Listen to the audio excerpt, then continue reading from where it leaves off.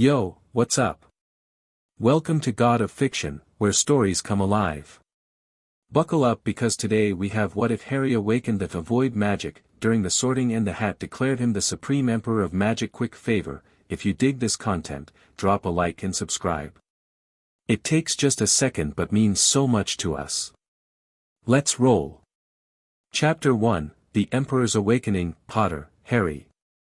The Great Hall fell silent as Professor McGonagall called his name. Harry stepped forward, acutely aware of the hundreds of eyes tracking his movement. The whispering that had followed him since platform 9 3/4 intensified.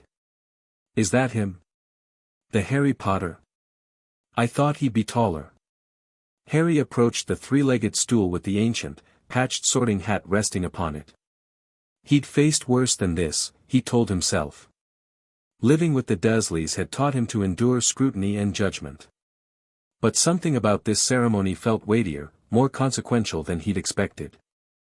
As he sat down, McGonagall placed the hat on his head, and it slipped over his eyes, plunging him into darkness. Harry gripped the edges of the stool, suddenly feeling unmoored.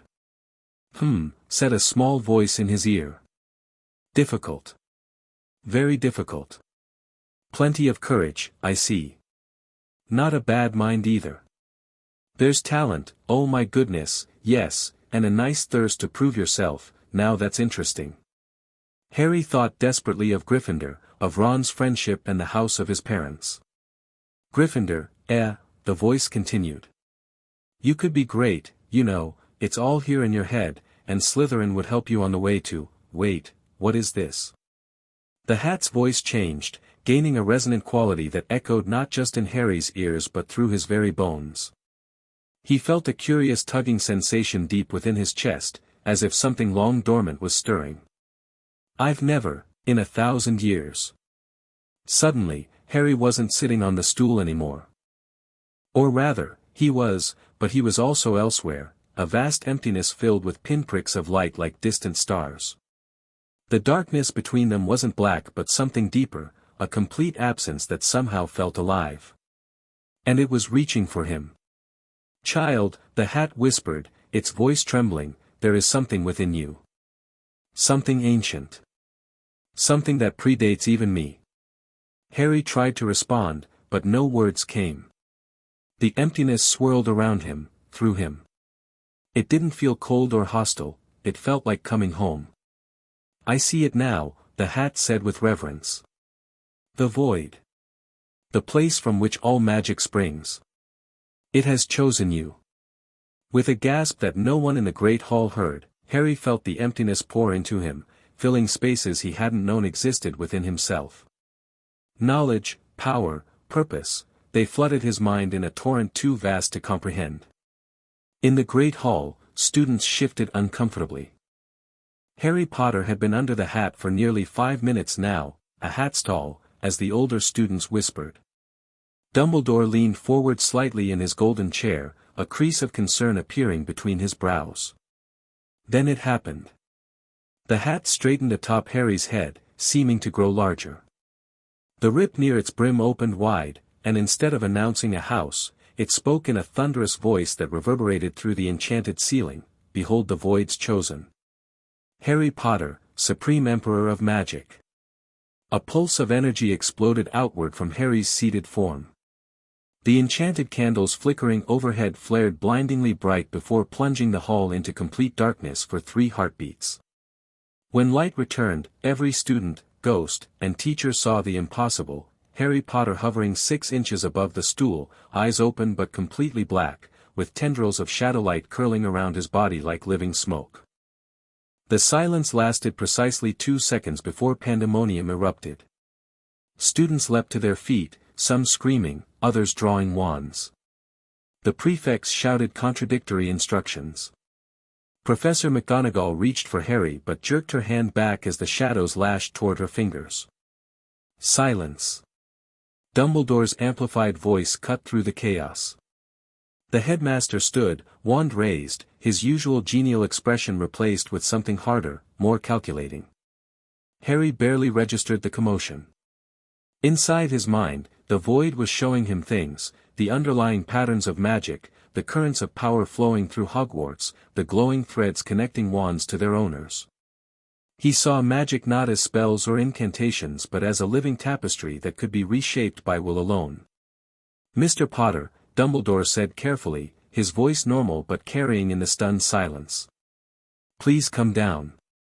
Harry blinked, the blackness receding from his eyes. The shadows around him dissipated like morning mist, and he dropped lightly onto the stool. The hall watched, breathless, as he removed the hat with shaking hands. "What did you do to me?" he whispered to it. The hat, limp in his hands, replied so only he could hear, "I did nothing, Emperor. I merely recognized what was already there."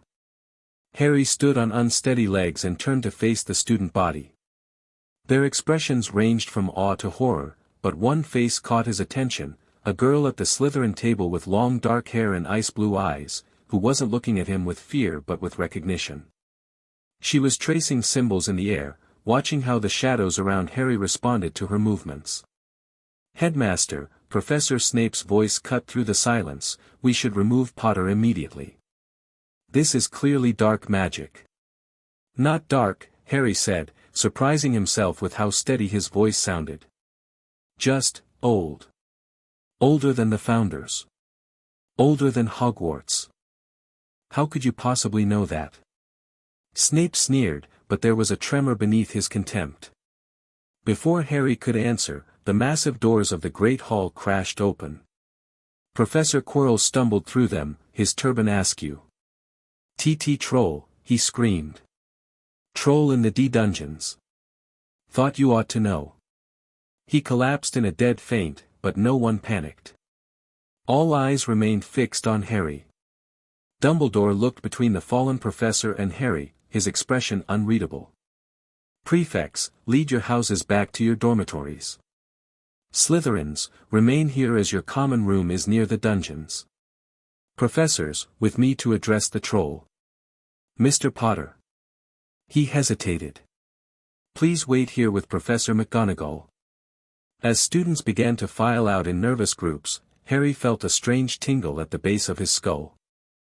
On instinct, he turned toward Professor Quirrell's prone form and saw something no one else could, a second face, ghostly and distorted, peering out from the back of Quirrell's head, its red eyes wide with shock and, was that fear? Suddenly, Harry understood with perfect clarity that there was no troll. This was a diversion. And the creature hiding within Quirrell was terrified of what Harry had become. McGonagall approached cautiously. "Potter, what happened just now?" Harry turned to her, still processing everything the void had shown him. "Professor, I think magic itself has chosen me for something." "That's preposterous. Magic is a force, not a sentient entity that makes choices." "Then how do you explain what just happened?" Harry gestured to the great hall, where students continued to file out in stunned silence. "I can't, not yet." McGonagall's expression softened slightly. "But declaring an 11-year-old boy Emperor of Magic is simply," she was interrupted by a commotion at the entrance. 3 figures in official-looking robes pushed past the departing students. "Dumbledore," called a portly man with a lime-green bowler hat. "What in Merlin's name is going on here? We've had reports of a magical surge so powerful it registered at the Ministry." "Minister Fudge," McGonagall acknowledged with a tight nod. "The headmaster has gone to deal with a security issue. If you would wait in his office." "This can't wait," insisted a severe-looking witch beside Fudge. "The Department of Mysteries has recorded the emergence of magic not seen in Britain for centuries." The third figure, a tall wizard with an eye patch, fixed his gaze on Harry. "Is that the Potter boy? Was he involved?" Harry felt their attention like a physical weight. The void stirred within him again, responding to his discomfort. "The boy needs to come with us," Fudge declared. "For testing and observation. This could be related to you-know-who's magic, lingering effects from that night." "I'm not going anywhere," Harry said quietly, but with an authority that made everyone turn to him. "Now see here, young man," Fudge blustered. "This isn't a request. The ministry has protocols for unexplained magical events. Harry felt something building inside him, not anger exactly, but a certainty that he could not, would not, be contained or controlled. The air around him darkened again, shadows pooling at his feet like liquid night. "Minister," McGonagall warned, "perhaps we should wait for the headmaster before, Dawlish, secure the boy," Fudge ordered the wizard with the eye patch. As the Auror drew his wand, several things happened at once. The remaining students gasped collectively. McGonagall stepped between Harry and Dawlish. And Harry raised his hand, palm outward. He didn't know any shield spells yet. He'd never cast a single defensive charm.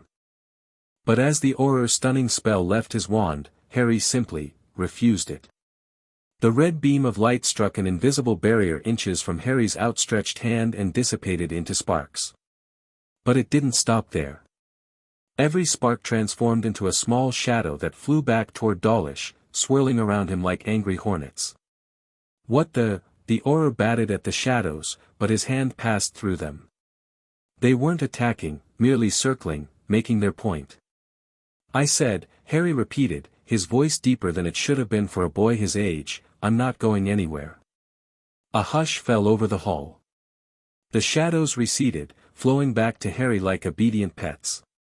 It was then that the dark-haired Slytherin girl approached, ignoring the warning hand of an older student who tried to hold her back. "Minister," she said with formal precision, "what you're witnessing is the manifestation of void magic.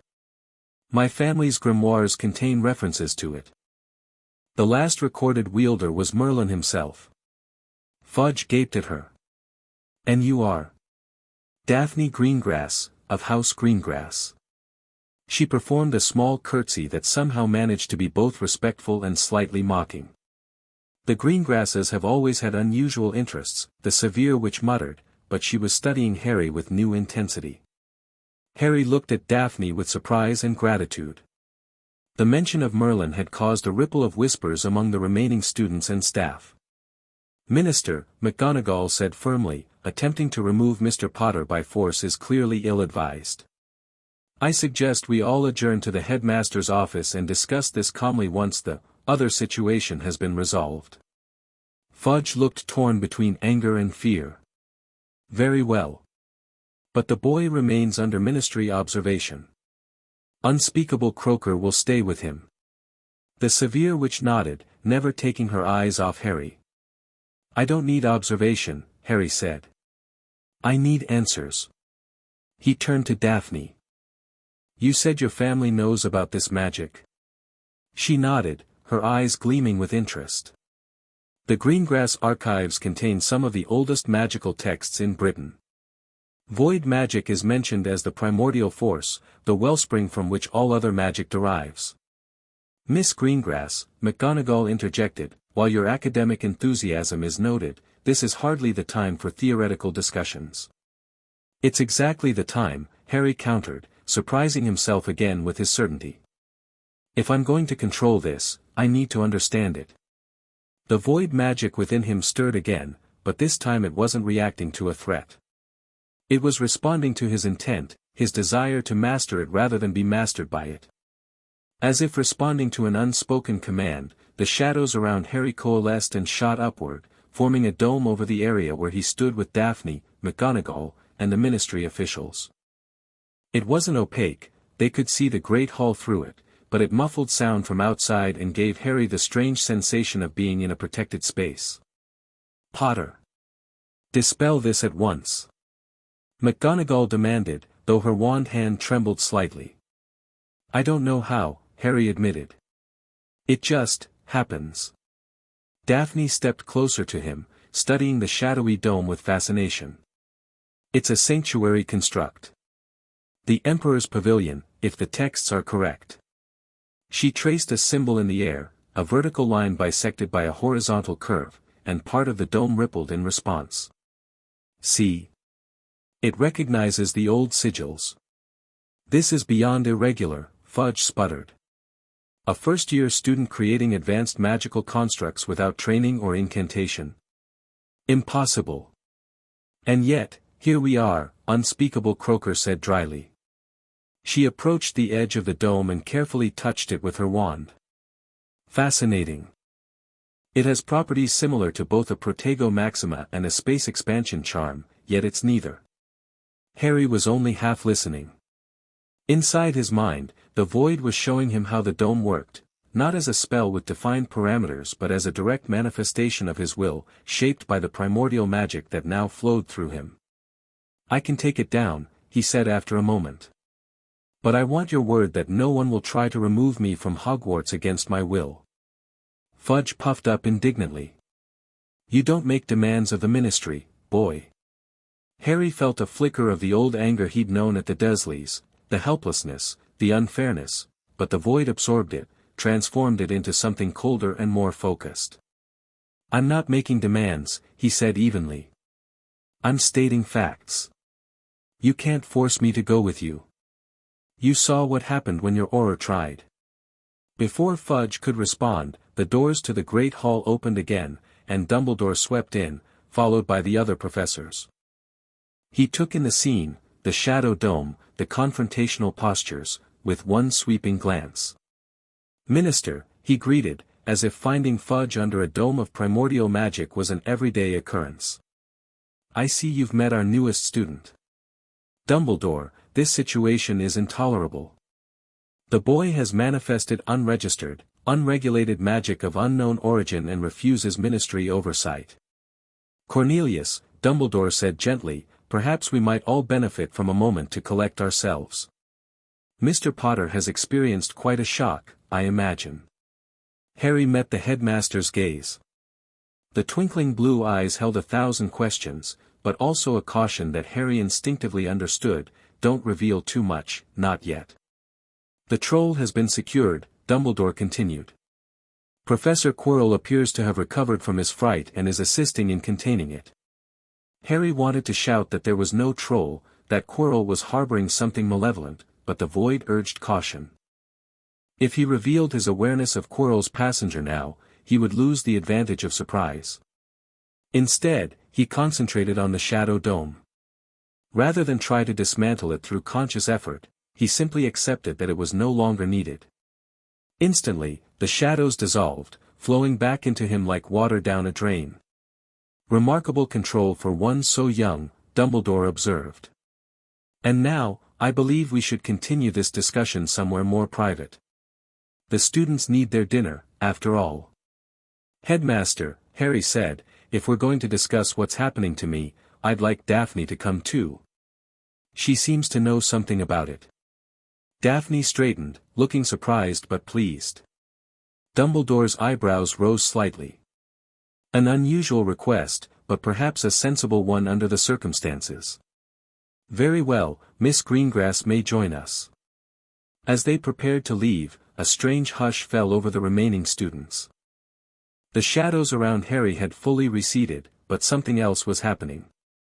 A point of light appeared in the air before him, expanding into what looked like a small tear in reality. From this tear, a book dropped into his waiting hands, ancient, bound in what appeared to be black dragon hide, with silver runes etched into its cover that shifted and changed as they watched. "What is that?" Croaker asked, her professional detachment giving way to naked curiosity. Harry ran his fingers over the cover, somehow knowing exactly what he held. "The Void Codex," he murmured. It's been waiting for me." The book felt warm in his hands, as if alive. The runes stabilized into a title that Harry could somehow read despite never having studied ancient languages. "The Imperial Mandate," he translated. "A guide for the Void's chosen." "That book doesn't exist," Croaker insisted. "The Department of Mysteries has catalogued every known magical text in Britain." "Evidently not," Daphne said with a hint of smugness. Dumbledore cleared his throat. "I believe our discussion has become even more urgent. Shall we?" As they left the Great Hall, the remaining students parted before them like water. Harry clutched the codex to his chest, feeling its heartbeat-like pulse synchronized with his own. The void within him had settled into a watchful stillness, but he could sense its vast potential waiting just beneath the surface of his consciousness. What had happened to him? What did it mean to be the Emperor of Magic? And why did it feel so right, as if he'd finally found the place he was always meant to occupy? The answers, he suspected, lay within the book in his hands and the ancient force now dwelling inside him. And somehow, he knew that nothing, not the Ministry, not Dumbledore, perhaps not even the hidden creature wearing Quirrell like a suit, would prevent him from claiming his destiny. Dumbledore's office was a circular room filled with silver instruments that emitted occasional puffs of smoke and strange, musical tones.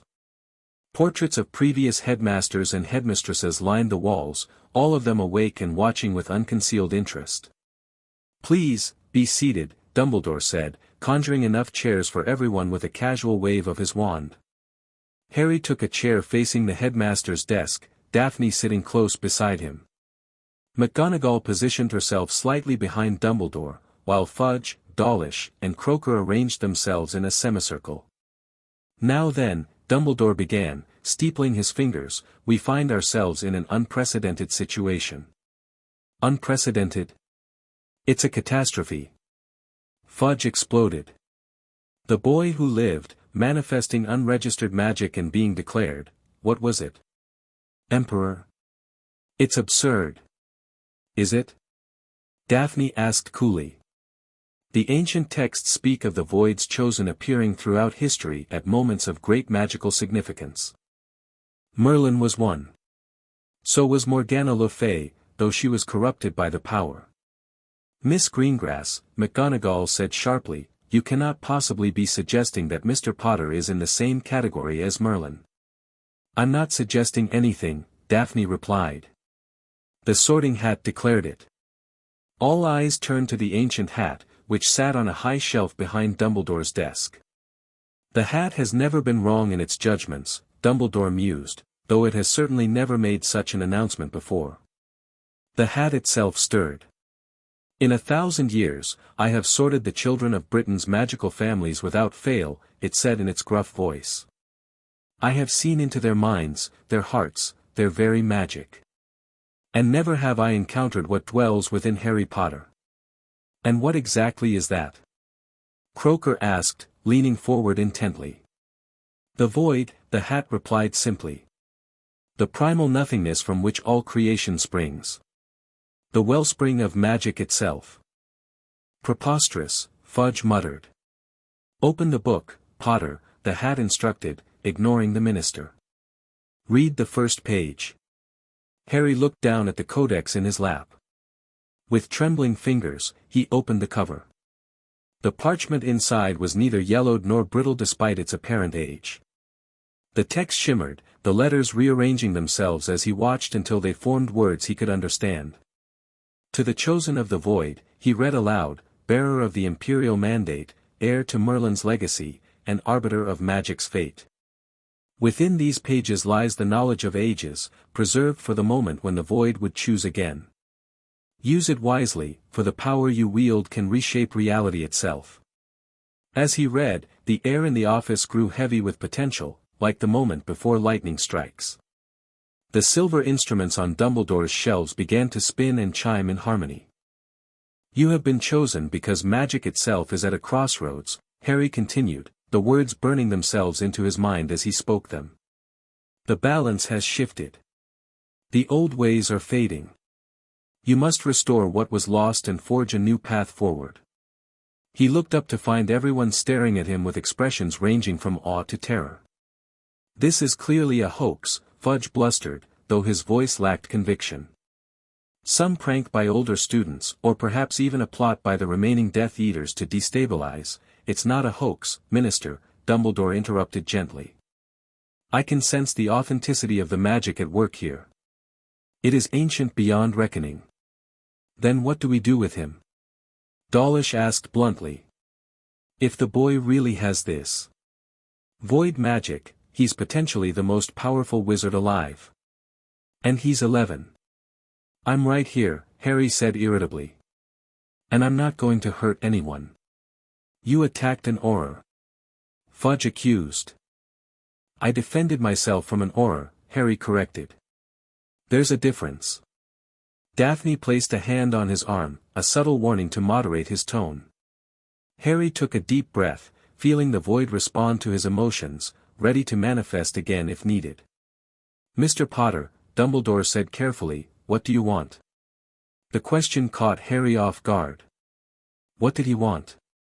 24 hours ago, all he'd wanted was to escape the Dursleys and find a place where he belonged. Now, "I want to understand what's happening to me," he said honestly. "I want to learn to control this power. And I want to stay at Hogwarts." "Absolutely not," Fudge declared. "The risk is too great. The boy must be placed under Ministry supervision." "And how exactly do you plan to supervise him, Cornelius?" Dumbledore asked mildly. "We've already seen that conventional magic has little effect on him." "There are ways," Croaker said cryptically. "The Department of Mysteries has containment protocols for unusual magical manifestations." Harry felt the void stir again, responding to the implied threat. Shadows began to gather at his feet once more. "I wouldn't advise attempting to contain me," he said, his voice eerily calm. "I don't want to find out what happens if the void feels threatened." "Is that a threat, Potter?" Dawlish growled, hand moving to his wand. "No," Harry replied. "It's a prediction." "Enough," Dumbledore said firmly. "Minister, I propose a compromise. Mr. Potter remains at Hogwarts under my supervision. The Ministry may assign an observer, perhaps unspeakable Croaker, given her expertise, but no attempts will be made to restrict or confine him without due cause." "And if he loses control? If this void magic proves dangerous?" Fudge demanded. "Then I will personally intervene," Dumbledore promised, a hint of steel beneath his genial tone. Harry looked between them, realizing they were negotiating his future as if he weren't present. The familiar feeling of helplessness began to rise, but then he felt something else, a certainty that transcended his years, a knowledge that seemed to come from the void itself. "I have a counter-proposal," he said, his voice cutting through their debate. Everyone turned to him, surprised. "I'll create a space within Hogwarts, a sanctuary where I can learn to control these abilities without risk to others. Daphne can help me research void magic through her family's knowledge. Professor Dumbledore can monitor my progress. And the Ministry can assign an observer, as suggested." "A sanctuary?" McGonagall repeated skeptically. "Mr. Potter, Hogwarts has existed for 1,000 years with its current architectural layout. You cannot simply create a new space within it." Harry smiled faintly. "Actually, Professor, I think I can." To demonstrate, he placed the codex on the floor and stepped back. Concentrating on the concept of sanctuary as the void had shown him, he extended his hand. Shadows flowed from his fingertips, spreading across the floor in an expanding circle. Where they touched, the stone transformed, not physically, but dimensionally, as if a new layer of reality were being inserted between the existing ones. Within moments, a circular area of the office floor had become a portal looking down into a chamber that hadn't existed seconds before. It was modest in size, perhaps 20 feet across, with walls of what appeared to be solid shadow-given form. Bookshelves lined one wall, a simple bed another, and a desk with writing materials occupied the center. "The Emperor's Sanctum," Daphne whispered reverently. "The texts describe it, a pocket dimension that exists wherever the Emperor wills it." The adults stared in stunned silence. Creating space ex nihilo was supposed to be impossible. It violated Gamp's law of elemental transfiguration and several fundamental principles of magical architecture. "This is unnatural," Dawlish muttered, but his voice held more awe than accusation. "No," Croaker contradicted, her professional interest completely overtaking her earlier caution. "This is primordial magic in its purest form. The magic that existed before we codified it with wands and incantations." She turned to Harry. "Mr. Potter, do you realize what you've done? You've created a space that exists both within and outside conventional reality." Harry nodded, somehow understanding exactly what he'd accomplished. "It's tied to me, not to Hogwarts. It can manifest wherever I am, but I thought it would be less disruptive to anchor it here for now. Remarkable, Dumbledore breathed, peering down into the chamber. And you control access to this space? Yes, Harry confirmed. No one can enter without my permission. He looked at Fudge. I'll stay here when I'm not in classes. I'll learn to control this power. But I won't be a prisoner, and I won't be experimented on. Fudge looked like he'd swallowed something extremely unpleasant, but he was calculating the political realities. Fighting the boy who lived was bad enough. Fighting the boy who lived after he'd manifested unprecedented magical abilities was potentially career-ending. Very well, he said stiffly. A probationary arrangement. Croaker will report directly to me on your progress. But one incident, Potter, one hint that this void magic poses a threat to the wizarding public, and I'll have no choice but to act. Fair enough, Harry agreed, knowing that the minister's definition of act was essentially meaningless given what they'd already witnessed. Dumbledore clapped his hands together once. Excellent. A sensible compromise. Now, I believe we've all had quite enough excitement for one evening. Minister, would you and your colleagues care to join me for a nightcap before you return to London? Minerva, perhaps you could escort Mr. Potter and Miss Greengrass back to, well, I suppose we have a housing question to resolve. What house am I in? Harry asked suddenly, realizing the sorting had never actually been completed. The hat chuckled from its shelf. All of them and none, Emperor. Your magic transcends the Founder's divisions. You may associate with whichever house you prefer, or with all equally. McGonagall pinched the bridge of her nose. This will play havoc with the house point system. I imagine house points will be the least of our concerns in the coming days, Dumbledore observed dryly. As the adults continued discussing logistics, Harry looked down at the sanctuary he'd created, his first conscious act of void magic. It felt right, natural, as if he'd finally found the ability to express something that had always been inside him. Daphne leaned closer, her voice low. You realize what this means, don't you? Everything changes from this moment forward. The old hierarchies, the established powers, none of it matters anymore. Harry met her gaze, seeing the calculating intelligence behind her composed expression. Why are you helping me? He asked quietly. She smiled, a small, private expression.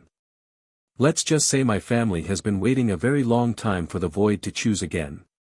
She glanced at the ministry officials, now deep in conversation with Dumbledore. They'll try to control you. All of them. The ministry through regulation, Dumbledore through mentorship, others through fear or flattery.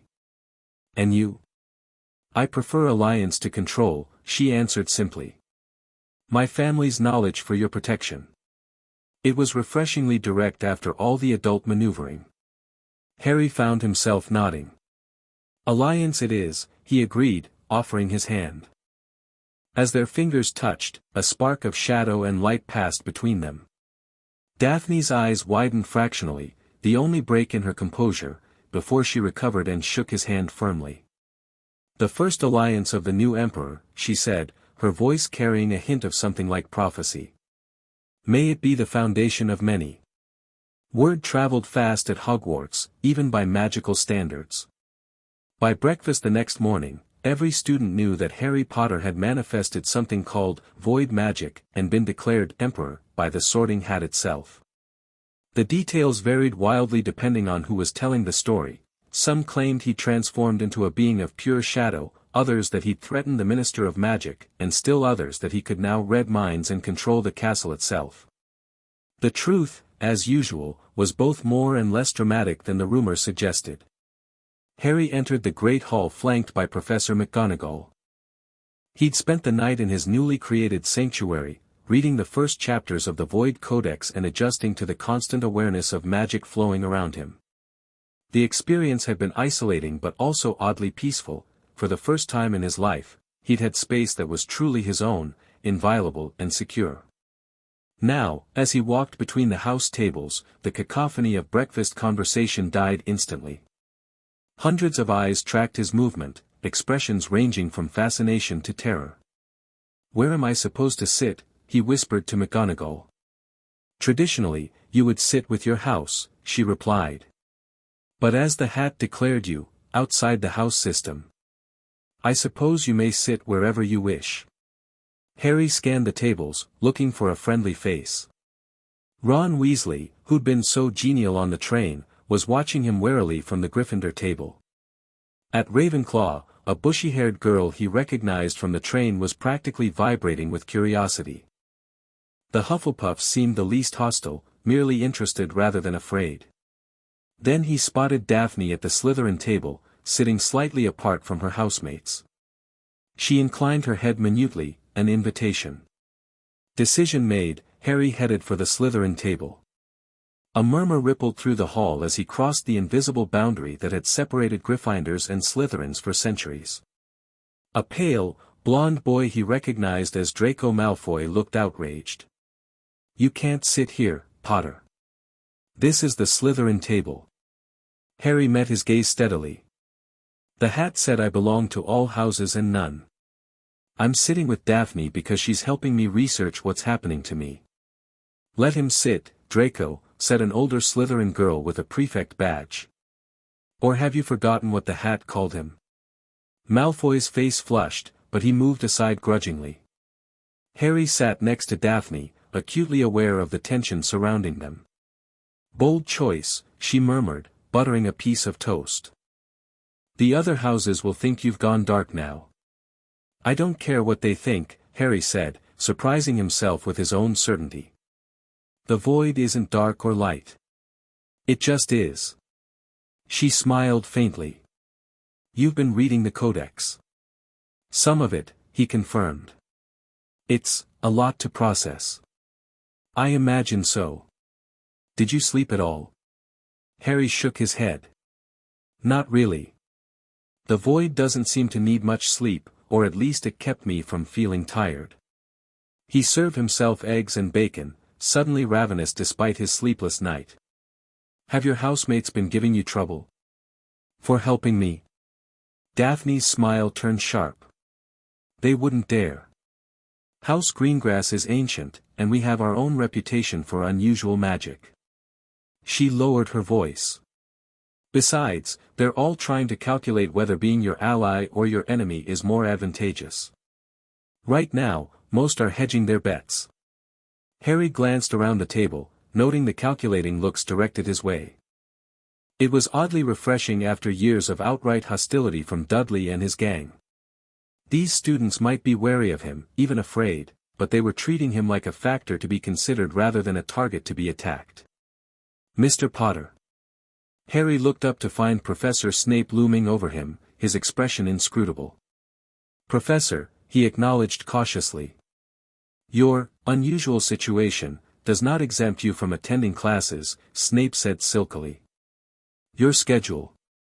He extended a piece of parchment. As Harry reached for it, his fingers brushed Snape's briefly.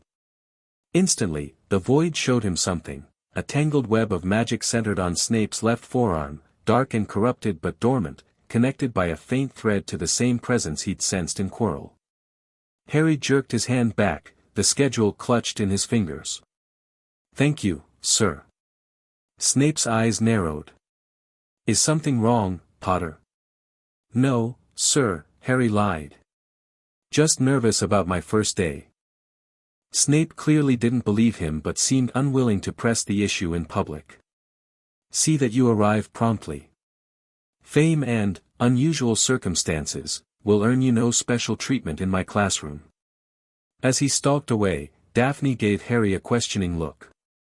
"I saw something," he murmured. "Magic on his arm. Dark. Connected to something else." "The dark mark," she whispered, eyes widening slightly. "The sign of you-know-who's followers." But Snape was cleared after the war. Dumbledore vouched for him. Before Harry could respond, there was a disturbance at the entrance to the Great Hall. A tall, severe-looking witch in grey robes strode in, heading directly for the staff table. Harry recognized unspeakable Croaker from the previous night. "Your Ministry observer has arrived," Daphne noted. She'll be watching your every move, cataloging your abilities. Let her watch, Harry said, feeling the void's confidence flowing through him. I've got nothing to hide. Everyone has something to hide, Potter, Daphne countered. The question is whether your secrets are worth knowing. Harry thought about what he'd seen in Quirrell, about the corrupted magic in Snape's arm, about the way the void had shown him the underlying patterns of reality. He thought about the Dursleys and their fear of anything magical, about 11 years of being treated like a burden. My secrets are definitely worth knowing, he said quietly. But they're mine to share or keep. Daphne studied him for a moment, then nodded. Fair enough. Just remember that in the wizarding world, information is power. And you, Emperor, have just become the most interesting source of information in Britain. Harry's first day of classes was an exercise in controlled chaos. In Charms, Professor Flitwick squeaked in excitement and fell off his stack of books when Harry entered. In Transfiguration, McGonagall was rigidly professional but kept shooting concerned glances his way. Herbology was relatively normal, though Professor Sprout asked him anxiously if the magical plants would disturb his condition. Through it all, unspeakable Croaker shadowed him, making notes in a small black book that seemed to have endless pages. She maintained a professional distance, never interfering but always watching. The other students gave Harry a wide berth in the corridors. Some looked afraid, others awed, and a few, mostly older Slytherins, calculating. Ron Weasley had tried to approach him after Charms, but had faltered under the stares of other students. The bushy-haired girl, Hermione Granger, he'd learned, had bombarded him with questions in Transfiguration until McGonagall had firmly redirected her attention. Only Daphne treated him normally, sharing a desk with him in classes they had together and calmly deflecting the most intrusive questions from others. Her composure was remarkable for an 11-year-old, and Harry found himself grateful for her steadying presence. By late afternoon, Harry was mentally exhausted from the constant scrutiny. As the last class ended, he decided to retreat to his sanctuary rather than face the Great Hall for dinner. You should eat something, Daphne advised as they walked through a second-floor corridor. I'll ask the house elves to bring me something, Harry replied. I just need a break from all the staring. House elves. They're mentioned in the Codex. Apparently, they're bound to serve magical dwellings. Hogwarts has dozens. Daphne looked impressed. You've learned a lot in one day. The void shows me things, Harry explained, keeping his voice low. Connections, patterns. It's like suddenly being able to see an extra color that was always there but invisible until now. They turned a corner and found themselves face to face with a group of older students, 5th or 6th years by the look of them, wearing Ravenclaw and Hufflepuff ties. Potter, said the tallest, a Ravenclaw with a prefect badge. We'd like a word. Harry sighed inwardly. About what? About what happened at the sorting, the prefect said. Some of us have concerns about this Emperor business. It wasn't my idea, Harry pointed out reasonably. The hat declared it, not me. Maybe so, said a stocky Hufflepuff, but you're not exactly turning down the title, are you? Creating private rooms, sitting at whatever table you want, getting special treatment from the staff. I'm not getting special treatment, Harry protested. I'm being followed around by an unspeakable and treated like I might explode at any moment. The point is, the prefect continued, Hogwarts has traditions. Structures. Houses. You're undermining all of that by setting yourself apart. Harry felt his patience wearing thin. Look, I don't want to be different. I didn't ask for this. But it's happening, and I'm doing my best to deal with it without causing problems. Your best isn't good enough, the Hufflepuff said, stepping closer. Some of us think you need to choose a house like everyone else. Follow the rules like everyone else. The void stirred within Harry, responding to the perceived threat. He tamped it down, determined not to prove them right by losing control. I suggest you reconsider, Daphne said coolly. Threatening the Emperor of Magic seems unwise. No one's threatening anyone, the prefect backpedaled slightly. We're just expressing concerns shared by many students. Then consider them expressed, Harry said firmly. Now, if you'll excuse us, we're not finished, the Hufflepuff insisted, moving to block their path. We want assurances that you won't abuse these supposed powers. Harry felt his control slipping. Shadows began to gather at his feet, responding to his rising frustration. Step aside, he said, his voice dropping to a dangerous register. Please. The students exchanged nervous glances as they noticed the darkening air around Harry. Is there a problem here? Came a new voice. Professor Flitwick had appeared behind the group, his normally cheerful expression replaced with stern authority. No problem, Professor, the prefect said quickly. Just a friendly discussion. It didn't appear friendly from where I was standing, Flitwick observed. 5 points from Ravenclaw and Hufflepuff for intimidating behavior. Move along, all of you. The students dispersed, shooting final wary glances at Harry. Are you all right, Mr. Potter? Flitwick asked once they were gone. Harry nodded, forcing the shadows to recede. Yes, sir. Thank you. People fear what they don't understand, Flitwick said kindly. And what happened at the sorting was certainly unprecedented. Professor, Harry said hesitantly, do you know anything about void magic? The books I've found in the library aren't very helpful. Flitwick's eyes lit up. As it happens, Mr. Potter, I do have some knowledge in that area. My goblin ancestors preserved certain oral traditions about primordial magic. If you're interested, perhaps we could arrange some private study sessions. I'd like that very much, Harry said gratefully. Excellent. Shall we say tomorrow evening, after your regular classes? My office? Yes, sir. Thank you. As Flitwick continued on his way, Daphne gave Harry an approving nod. Smart. Flitwick is half goblin, and goblins have their own magical traditions that predate wizarding wand use. He might have insights not recorded in wizarding texts. I just want to understand what's happening to me, Harry said. And how to control it before I accidentally hurt someone. They reached a quiet alcove off the main corridor. Harry concentrated, and a shadowy doorway appeared on the previously blank wall.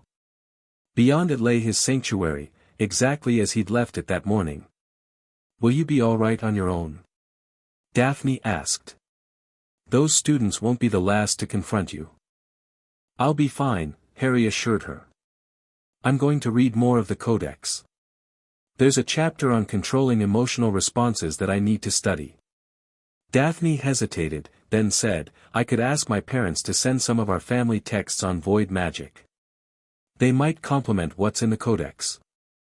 That would be brilliant, Harry said sincerely. Thank you, Daphne. She smiled, a genuine expression that transformed her normally composed features. What are allies for? Besides, it's not every day one gets to assist the Supreme Emperor of Magic. There was a hint of teasing in her voice, but also a respect that Harry found both strange and gratifying.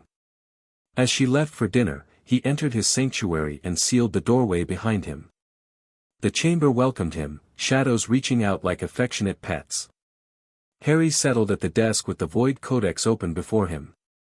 The text shifted as he focused, revealing new sections that responded to his needs and questions. For the next several hours, he read about the nature of the void, how it existed in the spaces between reality, how it was neither dark nor light but the canvas upon which all magic was painted. He learned exercises to control the shadows, to channel the void's power with precision rather than emotion. As midnight approached, Harry found himself drawn to a particular passage. The Emperor's true power lies not in destruction but creation. The void is emptiness waiting to be filled, potential waiting to be shaped. It does not conquer, it transforms. It does not rule, it redefines. The wise Emperor does not seek to control magic, but to understand it. For in understanding lies the path to harmony. Harry closed the book, pondering these words. Everyone, Fudge, Dumbledore, the students, even Daphne to some extent, seemed to expect him to use his power to control or dominate. But the Codex suggested a different approach entirely.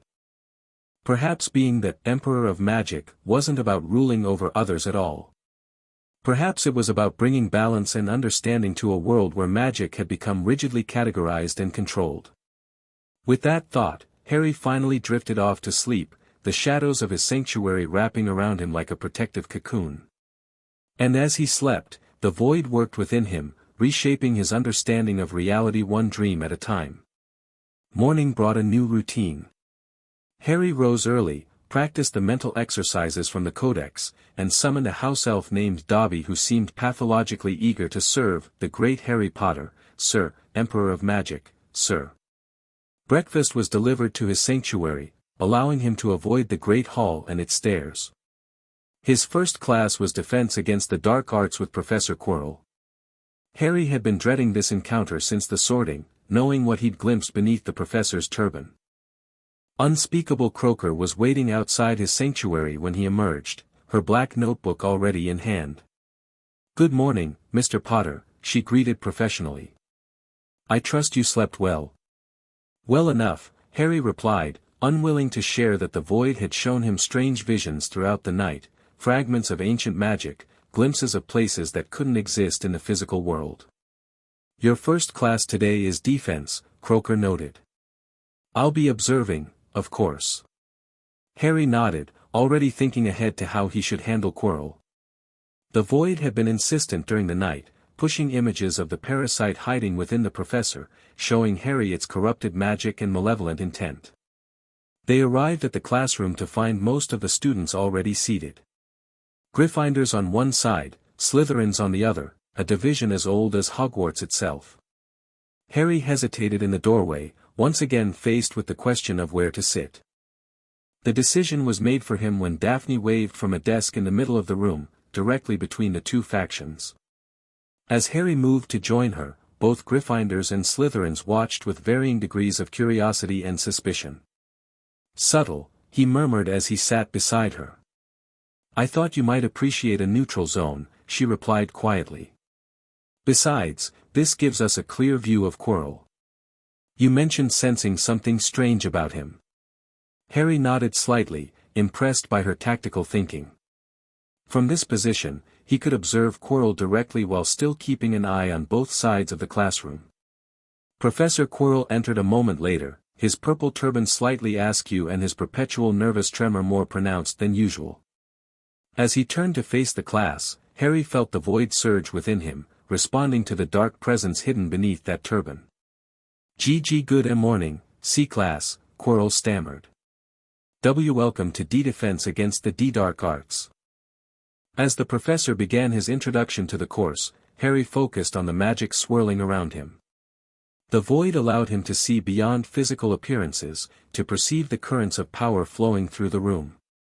And what he saw emanating from Quirrell was deeply disturbing. Two distinct magical signatures occupied the same space, Quirrell's own magic, weak and corrupted, and something else, something parasitic that had latched onto his life force and was slowly consuming it.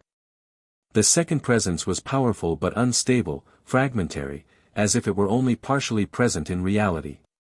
"Mr. P. Potter," Quirrell's voice broke through his concentration. Perhaps you could tell us what you would do if confronted by a dark creature." The classroom fell silent. Every student turned to watch, eager to see how the supposed Emperor of Magic would respond.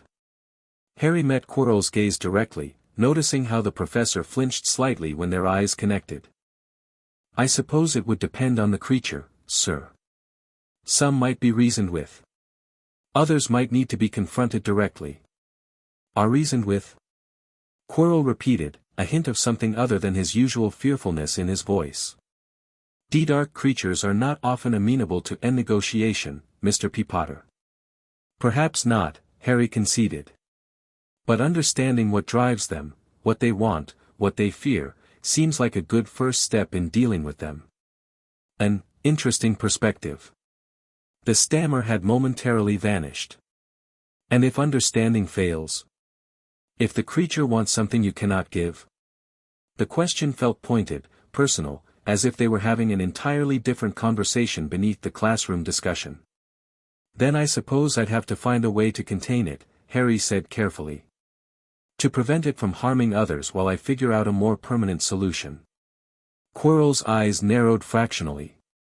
Containment can be challenging. Especially when dealing with something that doesn't want to be contained. The air between them seemed to thicken with unspoken meaning. Harry felt the void responding to his unease, shadows gathering at the edges of his vision. I'm a quick learner, he said simply. A tense silence followed, broken only when unspeakable croaker cleared her throat from the back of the classroom. Quirrell blinked rapidly, as if coming back to himself. Why yes, well, 5p points to, whatever house you're in, Mr. P. Potter, he said, his stammer returning. Now, let us turn to the B basic principles of magical defense. As Quirrell turned to the blackboard, Daphne leaned closer to Harry. What was that? She whispered. A conversation with whatever's hiding under that turban, Harry murmured back. It knows who I am. And it's afraid of what I might do. Good, Daphne said with surprising fierceness. It should be. The remainder of the class passed without incident, but Harry could feel Quirrell's attention returning to him repeatedly. The parasitic presence was studying him, assessing him. And Harry was doing the same in return. When the bell rang signaling the end of class, Harry deliberately took his time gathering his books. As the other students filed out, he approached Quirrell's desk with Daphne beside him. P. Potter? Quirrell questioned nervously. Did you have a Q question about the L lesson? Not about the lesson, Professor, Harry said calmly. I was wondering about your turban, actually. Quirrell went very still. Am I turban? Yes. There seems to be something unusual about it. Something magical. Quirrell's hand moved instinctively toward his wand. I don't know what you mean. I think you do, Harry said, allowing a hint of the void's authority to enter his voice. And I think whatever's hiding under their nose as well. For a moment, Quirrell's face went blank. Then his features contorted into an expression of rage unlike anything Harry had seen on the nervous professor before. You dare, he began in a voice that wasn't his own, deeper and colder. But before he could finish, the classroom door opened, and Professor McGonagall entered, followed by unspeakable croaker. Mr. Potter, Miss Greengrass, McGonagall said briskly.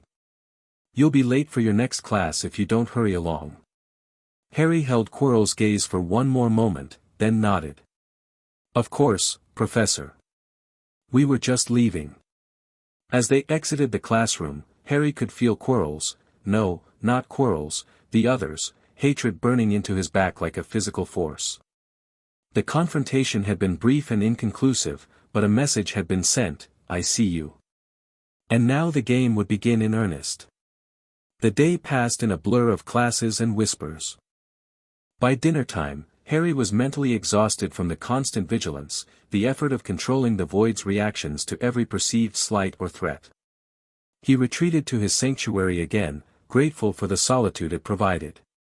As he sat cross-legged on the floor, practicing the centering exercises from the Codex, a soft knock echoed through the chamber. Harry opened his eyes, surprised. Few people knew how to find his sanctuary when the door wasn't visible. Enter, he called, focusing his will on permitting access. The shadowy doorway materialized, and Professor Dumbledore stepped through, his bright purple robes a stark contrast to the muted colors of the sanctuary. Good evening, Harry, he greeted pleasantly. I hope I'm not interrupting your studies. Harry scrambled to his feet. No, sir. I was just practicing some techniques from the Codex. Ah, yes. Fascinating text, from what little I've been able to observe. Dumbledore's eyes twinkled. Though I must confess, the runes rearrange themselves whenever I attempt to read over your shoulder. It's keyed to me somehow, Harry explained. Daphne can read parts of it, but others blur even for her.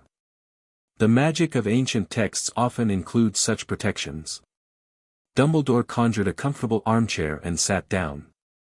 I've come to check on your progress, and to discuss a rather delicate matter. Harry tensed. What matter, sir? Your confrontation with Professor Quirrell after class today. Of course. McGonagall would have reported it immediately. I wasn't confronting him, exactly, Harry said carefully. I was testing a theory. About what might be concealed beneath his turban. Dumbledore asked mildly, but his eyes were sharp. Harry considered his options. The void urged caution. Dumbledore was powerful, potentially an ally, but also someone who controlled information carefully. Revealing everything he knew might not be wise. The void shows me magic, Professor, he said finally. Patterns, connections, corruptions. And what I see around Professor Quirrell is wrong. Like he's being consumed from within by something else. Dumbledore's expression remained neutral, but Harry sensed a shift in his attention, a new intensity in his gaze. That is a very serious observation, Harry. Do you have any sense of what this something else might be? Again, Harry hesitated. It feels familiar somehow. Like I've encountered it before, though I don't know how that's possible.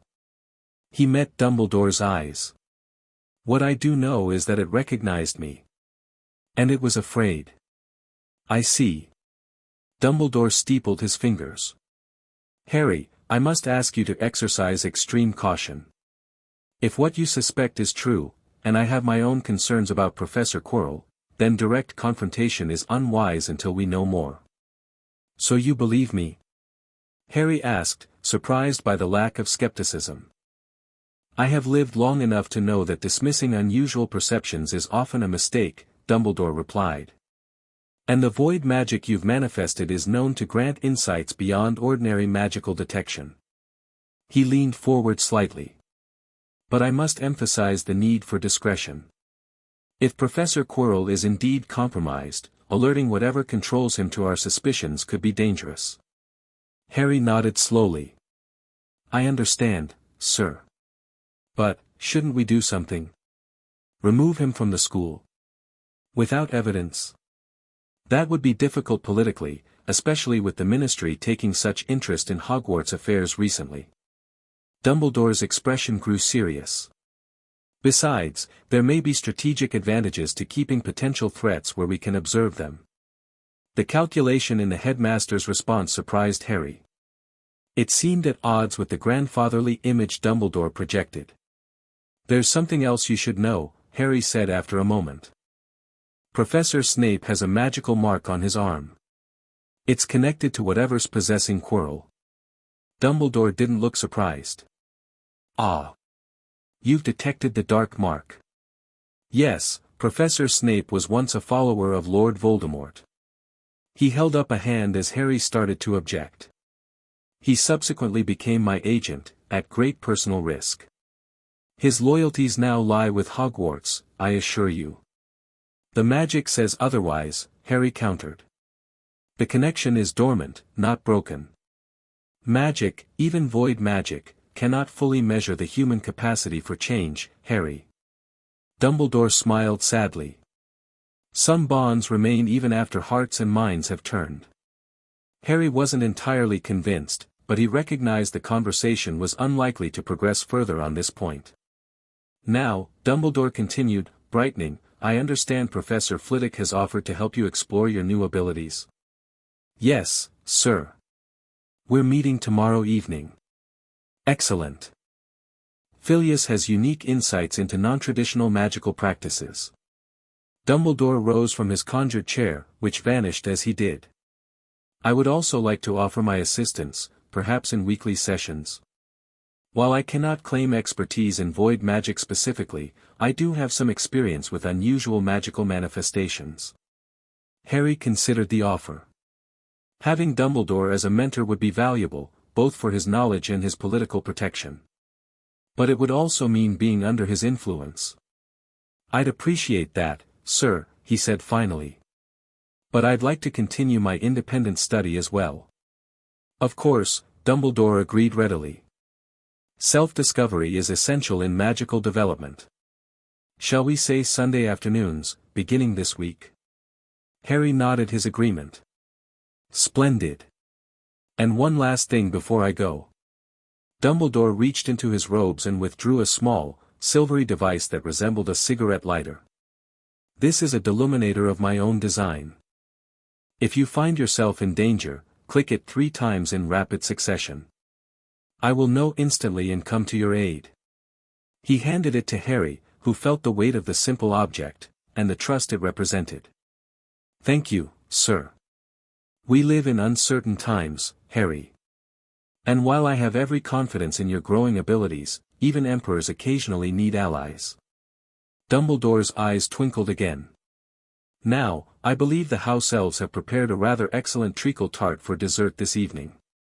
Shall I have some sent up, or would you prefer to join the school in the Great Hall? The thought of facing the stares and whispers again made Harry's decision easy. Here, please, if it's not too much trouble. No trouble at all, Dumbledore assured him. Until Sunday, then. After the headmaster departed, Harry returned to his meditation position, turning the deluminator over in his hands. The void showed him the complex enchantments layered within it, not just light-gathering spells, but advanced tracking and communication magic. It was a safeguard, yes. But also, potentially, a leash. Harry placed it carefully on his desk. Dumbledore was an ally, for now. But as the Void Codex had warned, the Emperor must be vigilant against those who offer guidance only to assert control. In a world where even Hogwarts' headmaster played such complex games, true independence would be hard won. But then, Harry reflected, when had anything in his life been easy? Over the next several days, Harry fell into an uneasy rhythm. Classes during the day, private study in his sanctuary during evenings. Croaker continued her silent observation, though she occasionally offered insightful questions about his developing abilities. Daphne proved an invaluable ally, using her family connections to acquire obscure texts on primordial magic and ancient rituals. Her parents, apparently, were thrilled that their daughter had allied herself with the Emperor. They see it as vindication, she explained one evening as they pored over a crumbling manuscript in Harry's sanctuary. House Greengrass has preserved knowledge of the old ways for generations, even when it became unfashionable to do so. Unfashionable or illegal? Harry asked dryly, noting the decidedly questionable nature of some of the rituals described. Daphne shrugged. The Ministry's definition of dark magic has always been political. What they really mean is magic we can't easily control or regulate. It was a perspective Harry found himself increasingly sympathetic to. The more he learned about wizarding governance, the more arbitrary its distinctions seemed. His lessons with Flitwick were particularly enlightening. The diminutive professor approached magic with a goblin's pragmatism and a scholar's curiosity. Wizards rely too heavily on wands, Flitwick explained during their first session. They've forgotten that magic flows through intent and will as much as incantation and movement. Under his guidance, Harry began to channel the void with greater precision. What had started as instinctive, emotional responses became controlled, deliberate workings. By the end of the week, Harry could create small constructs from shadow, not just protective barriers, but tools and extensions of his will. He could sense magical signatures at increasing distances, distinguishing individual spellcasters by the unique flavor of their power. And he had begun to understand the true nature of what the Sorting Hat had awakened within him. The void wasn't just another form of magic. It was the foundation, the substrate upon which all magic was built. It existed in the spaces between reality, in the gaps between what was and what could be. By accessing it, Harry wasn't just casting spells, he was rewriting the fundamental code of magical reality.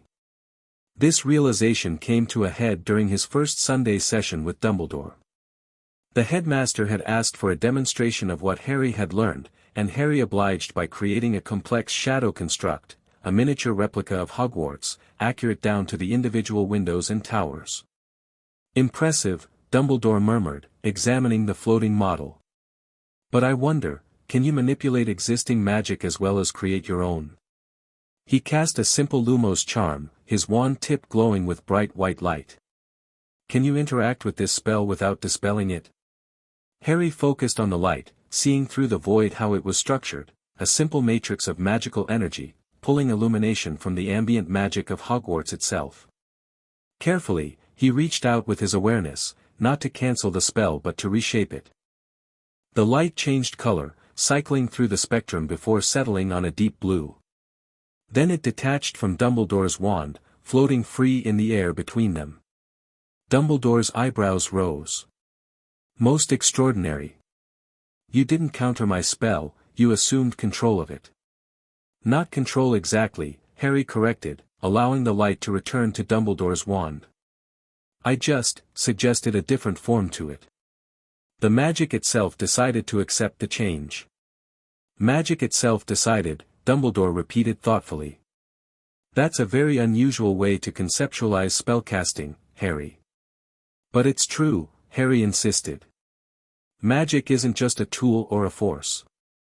It has, not consciousness exactly, but patterns, preferences. The void lets me see them, work with them rather than imposing my will. Dumbledore considered this, his expression contemplative. A partnership with magic, rather than mastery over it. A radical concept, and one that many wizards would find deeply unsettling. Because it means they're not really in control? Harry guessed. Precisely. The foundation of modern magical education is the assertion of the wizards will over magical forces. Dumbledore smiled slightly. To suggest that magic itself has agency, that it chooses whether to cooperate, well, it undermines centuries of magical theory. But it's the truth, Harry said simply. I can see it. Perhaps it is.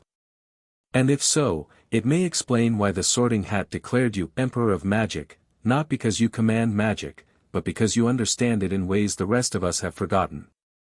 The conversation lingered in Harry's mind as the following week began. He found himself paying closer attention to the way his professors taught magic, always emphasizing control, precision, the dominance of the caster's intent over natural magical forces. What if that approach was fundamentally flawed? What if magic, like any force of nature, worked better in cooperation than subjugation? These thoughts were interrupted Wednesday morning by the arrival of a parliament of owls during breakfast. 6 stately birds swept into the great hall, carrying between them a long, narrow package wrapped in brown paper.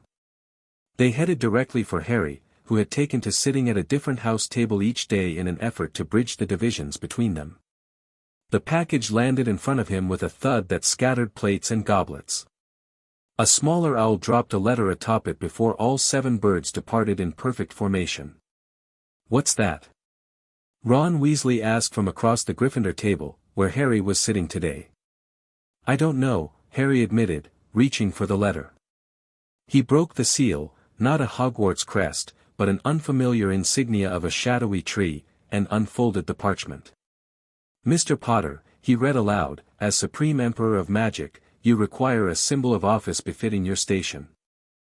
The enclosed staff has been in our sanctuary's keeping for a millennium, awaiting the void's next chosen vessel. It is yours by right and destiny. We await your command.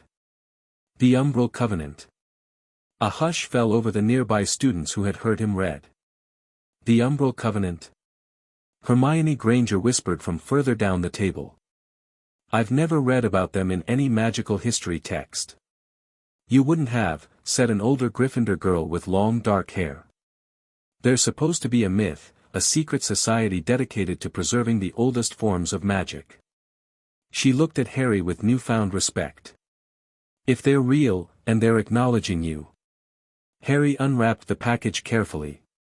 Inside was a staff of black wood, approximately 5 feet in length, polished to a mirror shine. Inlaid silver runes spiraled along its length, and at its top, a clear crystal was set within a cage of silver branches.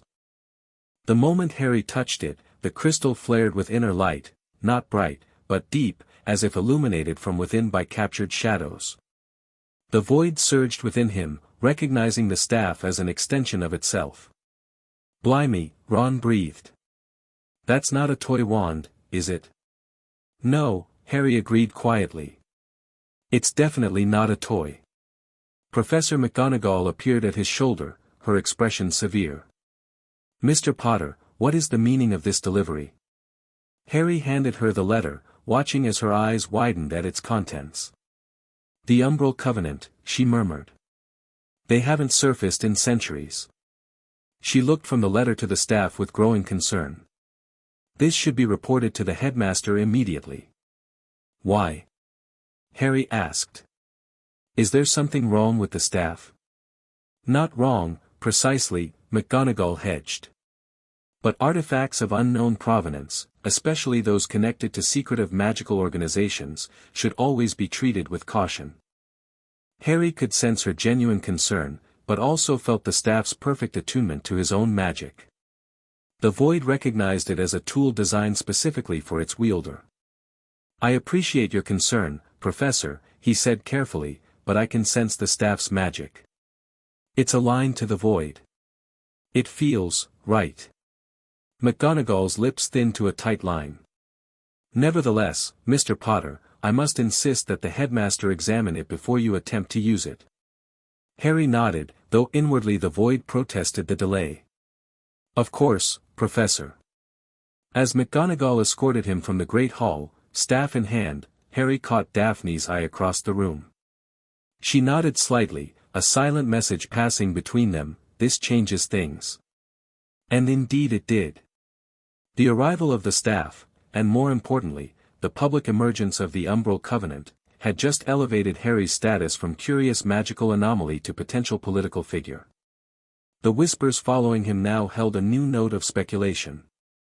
Not, what is he, but, who stands with him? For better or worse, the Supreme Emperor of Magic had just acquired his first official supporters. And judging by McGonagall's reaction, they were powerful enough to concern even Hogwarts' deputy headmistress. The game was evolving, pieces moving into position on a board larger than Hogwarts itself. And Harry, who had never wanted to play, found himself at its center, a king before he'd learned to be a pawn. Chapter 2, Courts of Power. The staff hummed with latent power as Dumbledore examined it, his wand moving in intricate patterns around the crystalline headpiece. Harry watched, acutely aware of the void stirring within him, responding to the proximity of what it clearly recognized as its natural tool. Extraordinary craftsmanship, Dumbledore murmured, his blue eyes reflecting pinpoints of the shadowlight emanating from the crystal. 15th century, perhaps even older. The wood is blackened but not by any conventional method. It appears to have been immersed in void energy until it became saturated. They were in the headmaster's office, with McGonagall standing rigidly by the door and unspeakable Croaker taking rapid notes in her ever-present black book. And the Umbral Covenant? McGonagall pressed. Albus, if they've resurfaced after all this time. Dumbledore set the staff down on his desk with unexpected gentleness. Yes, that is perhaps more significant than the artifact itself. The Covenant has remained deliberately hidden for centuries, emerging only at moments of great magical upheaval. Who are they exactly? Harry asked, his eyes fixed on the staff. Even at rest, it seemed to call to him, promising partnership rather than servitude. A society of witches and wizards dedicated to preserving the oldest forms of magic, Dumbledore explained. They predate the Ministry, even Hogwarts itself. They were instrumental in the founding of this school, though that fact has been largely forgotten. Or deliberately obscured, Croaker interjected. The Department of Mysteries has long suspected their continued existence, but they've proven elusive. Dumbledore nodded. They value their privacy. That they've chosen to reveal themselves now, and to offer such a gift to Mr. Potter, suggests they consider recent events to be of paramount importance. Is the staff dangerous? Harry asked directly. All power is dangerous in the wrong hands, Dumbledore replied. But to answer your question more specifically, no, I detect no curses, compulsions, or malevolent enchantments. It appears to be exactly what they claim, a conduit for void magic, crafted specifically for its wielder. Harry reached for it, but McGonagall stepped forward. Headmaster, Surely we should conduct more thorough examinations before allowing a first-year student to wield such an artifact. Ordinarily, I would agree, Dumbledore said. But these are not ordinary circumstances. And I suspect, he glanced at Harry with that penetrating blue gaze, that the staff will not function properly for anyone but Mr. Potter regardless. Harry's fingers closed around the smooth, cool wood. Instantly, the crystal flared brighter, and he felt the void within him surge in recognition. The staff wasn't just attuned to him, it was an extension of him, as natural in his grip as his own hand. It feels right, he said simply. I imagine it does. Dumbledore stroked his beard thoughtfully. However, I would advise discretion in its use until you've had proper training. Focusing void magic through such a powerful conduit could have unexpected consequences if done improperly. Professor Flitwick has been helping me, Harry said. And the Codex has chapters on focusing implements. Excellent resources both, Dumbledore agreed. Perhaps you might include the staff in your sessions with Filius. And in ours as well, of course. Harry nodded, reluctant to relinquish the staff now that he held it but understanding the wisdom in Dumbledore's caution. There is another matter we should discuss, the headmaster continued. This letter mentions awaiting your command. It appears the Umbral Covenant considers itself at your disposal. I don't even know who they are, Harry pointed out. How am I supposed to command people I've never met? A reasonable concern, Dumbledore acknowledged. And one that leads me to believe they will likely make themselves known to you soon. When they do, I would appreciate being informed. The request was phrased politely, but Harry sensed the steel beneath. Dumbledore was concerned about this unknown faction gaining influence over his unusual student. Of course, sir. McGonagall cleared her throat. There's also the matter of the student body's reaction. A staff of power, a secret society, these developments will only intensify the complications we've been experiencing. She was right, of course.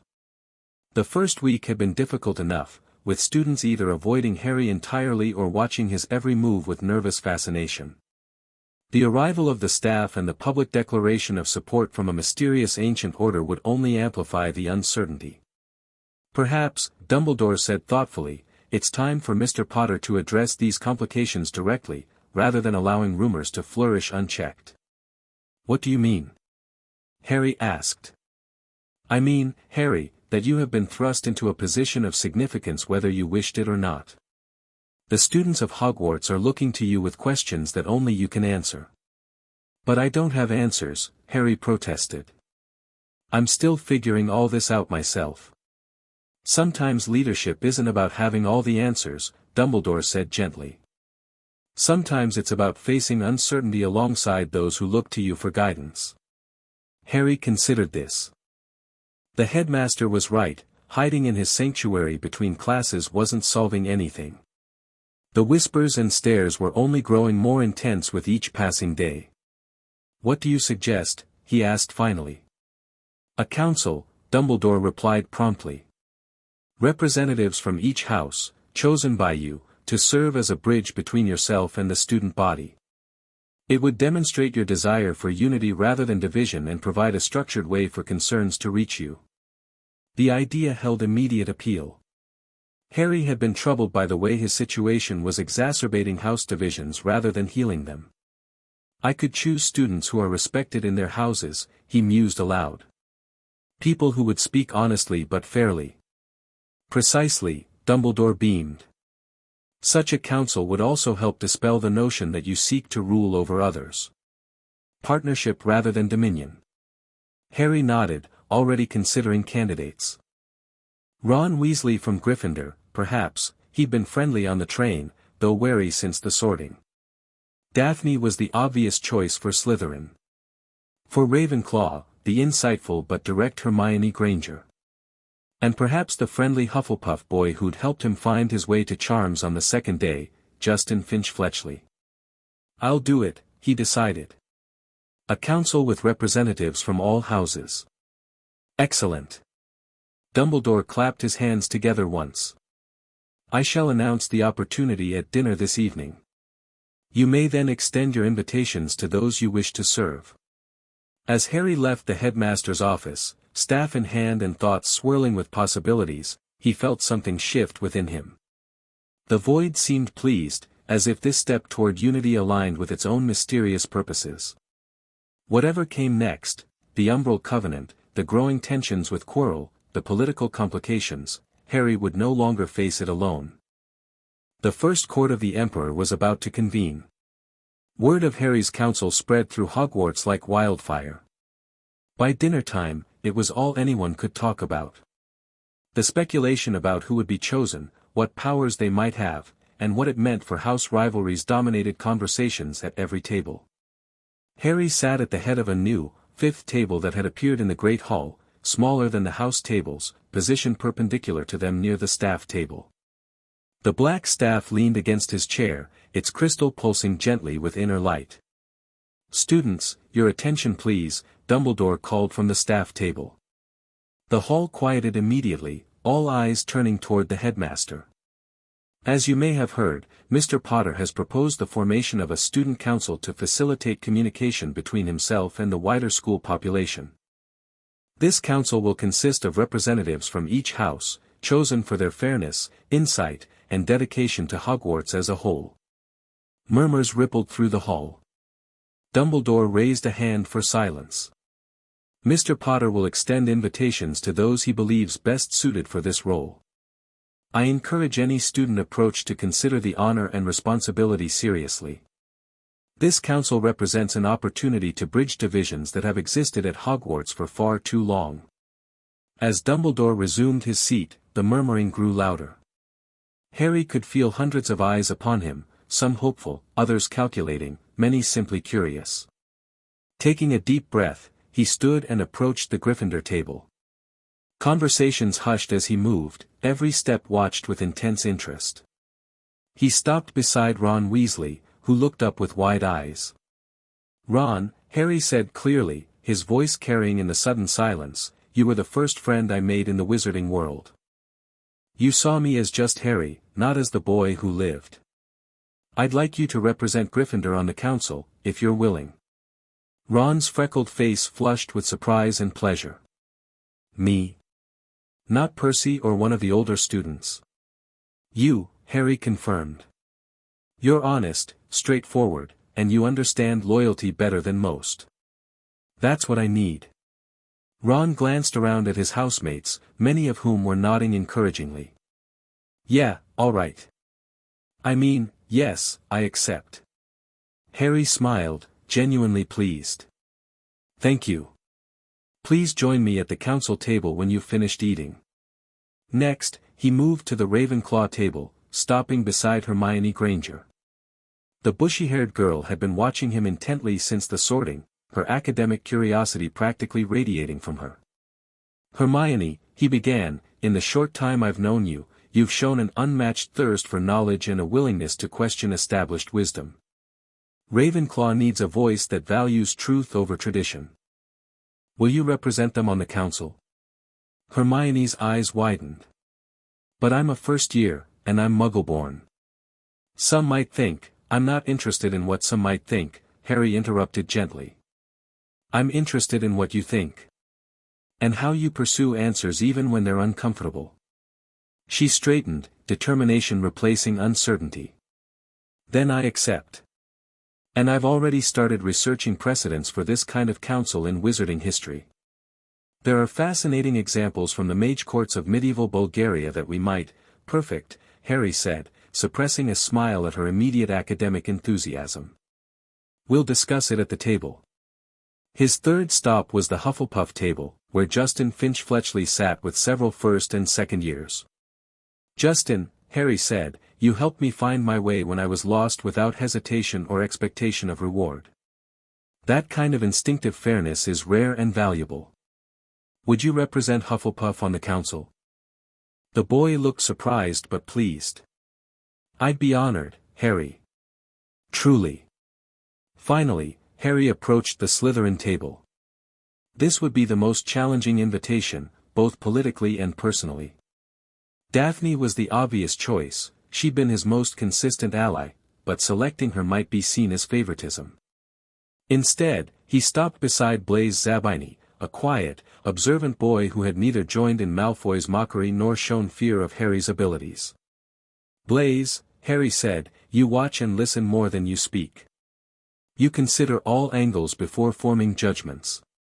Slytherin values cunning and ambition, but wisdom should temper both. Will you represent your house on the council?" Zabini studied Harry with calculating dark eyes. "An interesting choice, Potter. Many would have expected Greengrass, given your association."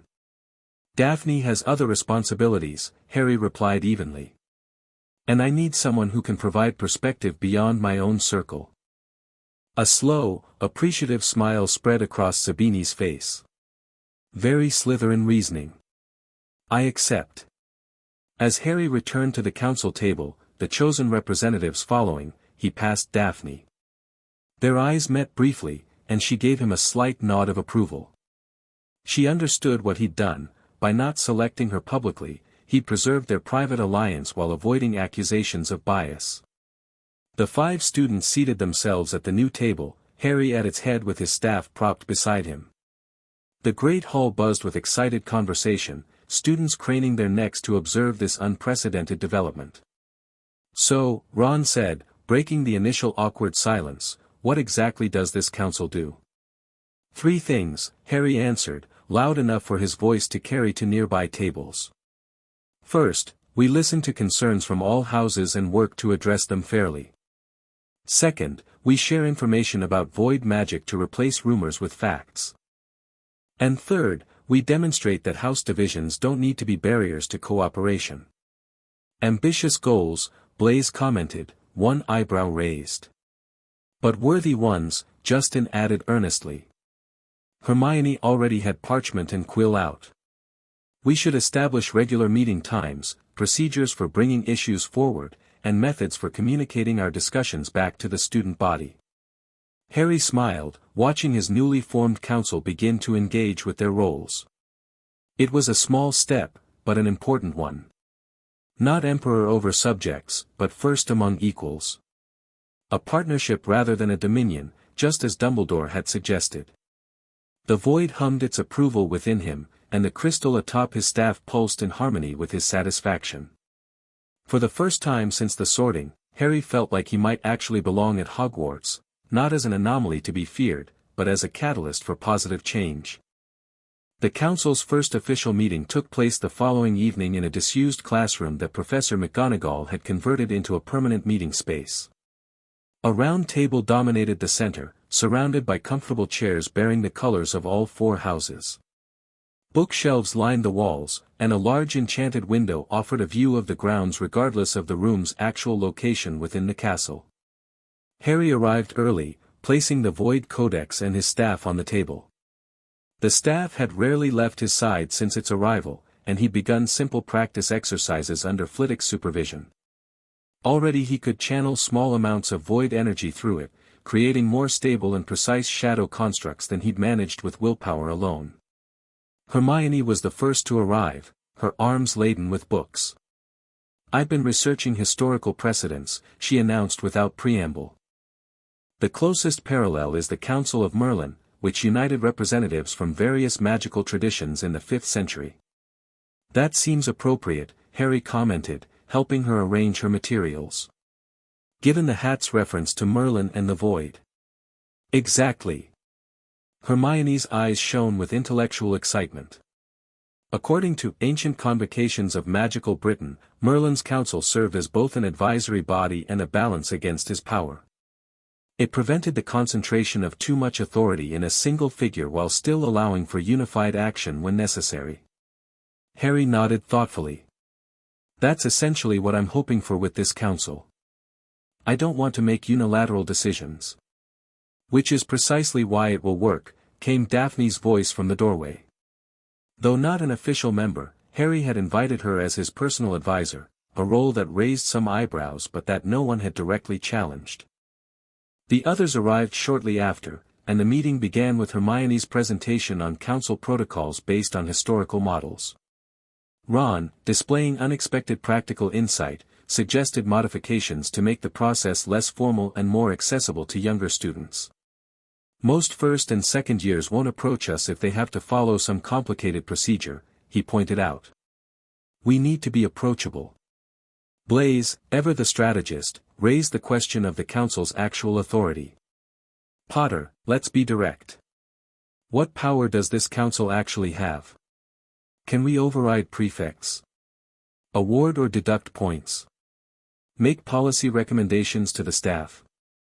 It was a good question, and one Harry hadn't fully considered. For now, we're advisory only, he said after a moment's thought. We can bring concerns to the staff and prefects, but we don't have direct authority over house points or school rules. Then what's the point? Blaze pressed. Influence, Daphne answered before Harry could. Official power is only one kind of authority. Being heard and respected often accomplishes more than formal rules. Justin nodded earnestly. And we're showing that houses can work together. That matters too. The discussion continued, covering everything from meeting schedules to how they'd communicate with the broader student body. Harry found himself impressed by the diverse perspectives his council members brought, each approaching problems through the lens of their house values but finding common ground through respectful debate. As the meeting was drawing to a close, a knock at the door interrupted their planning. Professor McGonagall entered, her expression serious. Mr. Potter, there are visitors in the entrance hall requesting an audience with you. They claim to represent the Umbral Covenant. A charged silence fell over the room. The Covenant had been the subject of intense speculation since the staff's arrival, but no one had expected them to appear in person at Hogwarts. How many? Harry asked, rising from his seat and retrieving his staff. 3, McGonagall replied. The headmaster is greeting them now, but they insist on speaking with you directly. Harry glanced at his council members, all of whom looked intrigued by this development. Would it be appropriate for the council to attend? Since this affects Hogwarts as a whole. McGonagall hesitated, then nodded. The headmaster anticipated your request.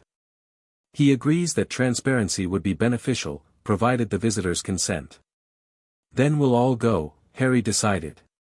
They followed McGonagall through the corridors, students pressing against walls to let them pass, whispers following in their wake. The staff in Harry's hand thrummed with increasing energy as they approached the entrance hall, as if sensing the proximity of its creators. The 3 figures waiting beside Dumbledore were not what Harry had expected. Rather than the aged mystics or imposing warriors his imagination had conjured, they appeared remarkably ordinary at first glance. A tall, slender woman with silver-streaked dark hair stood at their center, flanked by a middle-aged man with scholar's hands and a younger woman barely out of her teens. All 3 wore robes of deep blue, nearly black, with silver embroidery that seemed to shift and move in the torchlight. Emperor, the older woman greeted, inclining her head with precise formality. I am Celine Nightshade, speaker for the Umbral Covenant. My companions are Archon Thaddeus Wraithwood and Initiate Clara Moonshadow. Harry stepped forward, suddenly conscious of his youth and inexperience before these representatives of an ancient magical order. The void stirred within him, lending confidence to his voice. I'm honored to meet you, he said, the staff glowing brighter in his grip. Thank you for your gift. It's been enlightening. Celine's lips curved in a slight smile. The Staff of Shadows is yours by right, Emperor. It was crafted for the voids chosen long before Hogwarts stood upon this ground. You keep calling me Emperor, Harry noted. But I don't rule over anyone. Titles can be misleading, Thaddeus commented, his voice surprisingly warm and casual compared to Celine's formal tone. The Emperor of Magic doesn't command through decree but through understanding. You stand at the confluence of magical currents, perceiving patterns others cannot see. Perhaps we might continue this discussion somewhere more comfortable. Dumbledore suggested smoothly. The Great Hall has been prepared for your reception. The Covenant representatives nodded their agreement, and the procession moved toward the hall. As they walked, Daphne slipped to Harry's side. "This is significant," she whispered. "The Covenant rarely appears in public, and never in such formal capacity. They're making a statement by coming here openly." "What kind of statement?" Harry asked quietly. "That they stand with you, publicly and without reservation." Her blue eyes were serious. "It changes the balance of power in ways the ministry won't appreciate." Harry considered this as they entered the great hall. The usual house tables had been replaced by a single large circular arrangement, with the staff table remaining on its platform. Students were conspicuously absent. Dumbledore had clearly decided to limit this initial meeting to the council and faculty. Once they were seated, Harry with his council to his right, the Covenant representatives to his left, and the Hogwarts staff facing them across the circle, Celine Nightshade placed a small silver box on the table before her. "Emperor Potter," she began formally, "the Umbral Covenant has safeguarded the knowledge of void magic since the days of Merlin. We have awaited the emergence of a new void wielder for 13 generations. Your awakening at the sorting signals the beginning of a new era in magical history." She opened the box, revealing what appeared to be a simple silver ring set with a black stone that seemed to absorb light rather than reflect it. "This is the signet of recognition," she explained. "It identifies you to hidden sanctuaries and sealed repositories throughout Europe. The collected wisdom of previous void wielders awaits your study." Harry stared at the ring, feeling the void's reaction to it, a pulling sensation, as if it recognized something essential in the small object. "The Covenant offers its resources, knowledge, and allegiance," Celine continued. "We have prepared for this moment for centuries. The magical world stands at a crossroads, and the void has chosen you to guide it through what comes next." "And what exactly is coming next?" Professor Snape asked sharply from across the table. "Your order appears remarkably well prepared for what should have been an unprecedented event." Thaddeus Wraithwood answered, his scholarly demeanor belying the weight of his words. "The signs have been accumulating for decades. Magical instability, increasing difficulty in certain spell forms, the gradual weakening of ancient wards. Magic itself is shifting. Seeking balance after centuries of increasingly rigid control and categorization." "That's preposterous," McGonagall objected. "Magic has been stable since the establishment of standardized wand use in the 13th century. Stable, Clara Moonshadow spoke for the first time, her young voice surprisingly authoritative, but diminished. "What wizards call stability is actually stagnation, the narrowing of magical expression into ministry-approved channels." Several professors bristled at this claim, but Flitwick nodded thoughtfully. "There is some truth to that assessment. Goblin records document a broader range of magical phenomena in earlier centuries." "Precisely," Thaddeus agreed.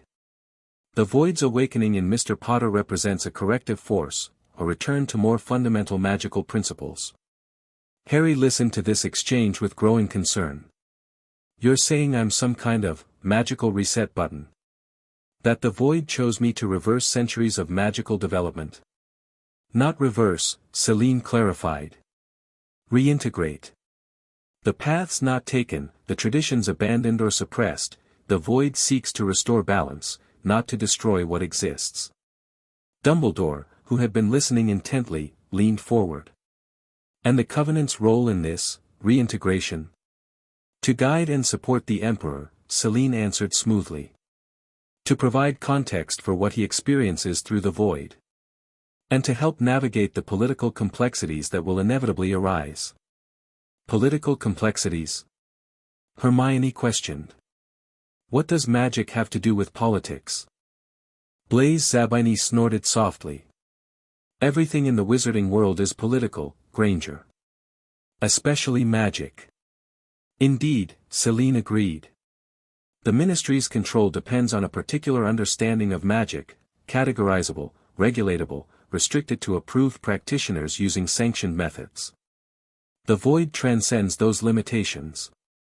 It cannot be legislated or contained." The implications hung heavy in the air. Harry looked down at the silver ring still nestled in its box, understanding now why its appearance had concerned Dumbledore and McGonagall. By accepting it, he would be aligning himself with an organization that stood outside, perhaps even in opposition to, established magical governance. "You've given me a lot to consider," he said finally, neither accepting nor rejecting the ring. "The council and I will need time to discuss what you've shared." Celine inclined her head gracefully. "Of course, Emperor. Wisdom is seldom served by haste." She closed the box but left it on the table. "The signet is yours when you choose to claim it. In the meantime, we have prepared quarters near Hogsmeade and will remain available to answer any questions you may have." As the meeting concluded and the Covenant representatives prepared to depart, Thaddeus approached Harry more casually. "The formal stuff's necessary for the record," he said in a lower voice, "but if you want to talk more plainly about what you're experiencing, I've studied void manifestations for 40 years. Any time, day or night." Harry appreciated the less ceremonial approach. "Thanks. I might take you up on that." Clara Moonshadow, the youngest representative, gave him a conspiratorial smile. "They're not all as serious as Celine makes us seem. Some of us actually have fun with this ancient magic business." Before Harry could respond, Celine called her companions to her side, and with formal farewells, the Covenant delegation departed. The moment they were gone, the room erupted in discussion. The professors debated the historical claims made by the Covenant, while Harry's council members bombarded him with questions and opinions. "You can't seriously be considering aligning yourself with them," Ron exclaimed. "My dad says the ministry considers them a borderline illegal organization."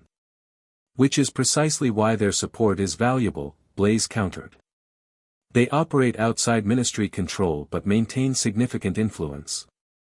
"But we don't know their true agenda," Hermione argued. "Their historical claims need verification before we can trust their interpretation of events." Justin looked thoughtful. "They seemed sincere to me. And if they've been preparing for this for centuries, they might have insights we need." Harry held up a hand, and the council fell silent. "We'll research their claims," he decided. "Hermione, you'll lead that effort. Ron, can you write to your father about the ministry's official position on the Covenant? Blaise, see what you can learn through Slytherin connections. Justin, you and I will review what the Codex says about previous void wielders and their allies." His council members nodded, each accepting their assignment with surprising readiness. Dumbledore, who had been observing this exchange with interest, spoke up. "A methodical approach, Mr. Potter. Most commendable. I would only add that caution is advisable when dealing with organizations that have operated in secrecy for so long. Their goals may be admirable, but their methods bear scrutiny." "We'll proceed carefully, Headmaster," Harry assured him, aware that Dumbledore's concerns likely extended to Harry's own growing independence as much as the Covenant's intentions. As the meeting dispersed, Harry noticed the silver box still sitting on the table where Celine had left it. He picked it up, feeling its weight, physical and symbolic, in his palm. Daphne appeared at his side. "You should accept it," she said quietly. "Not immediately, but soon. The Covenant's resources would give you options beyond Hogwarts and the Ministry." "You think I'll need those options?" "I know you will," she replied with absolute certainty. "What happened at the sorting changed everything, Harry. The old rules no longer apply to you, which means the old powers will either try to control you or oppose you.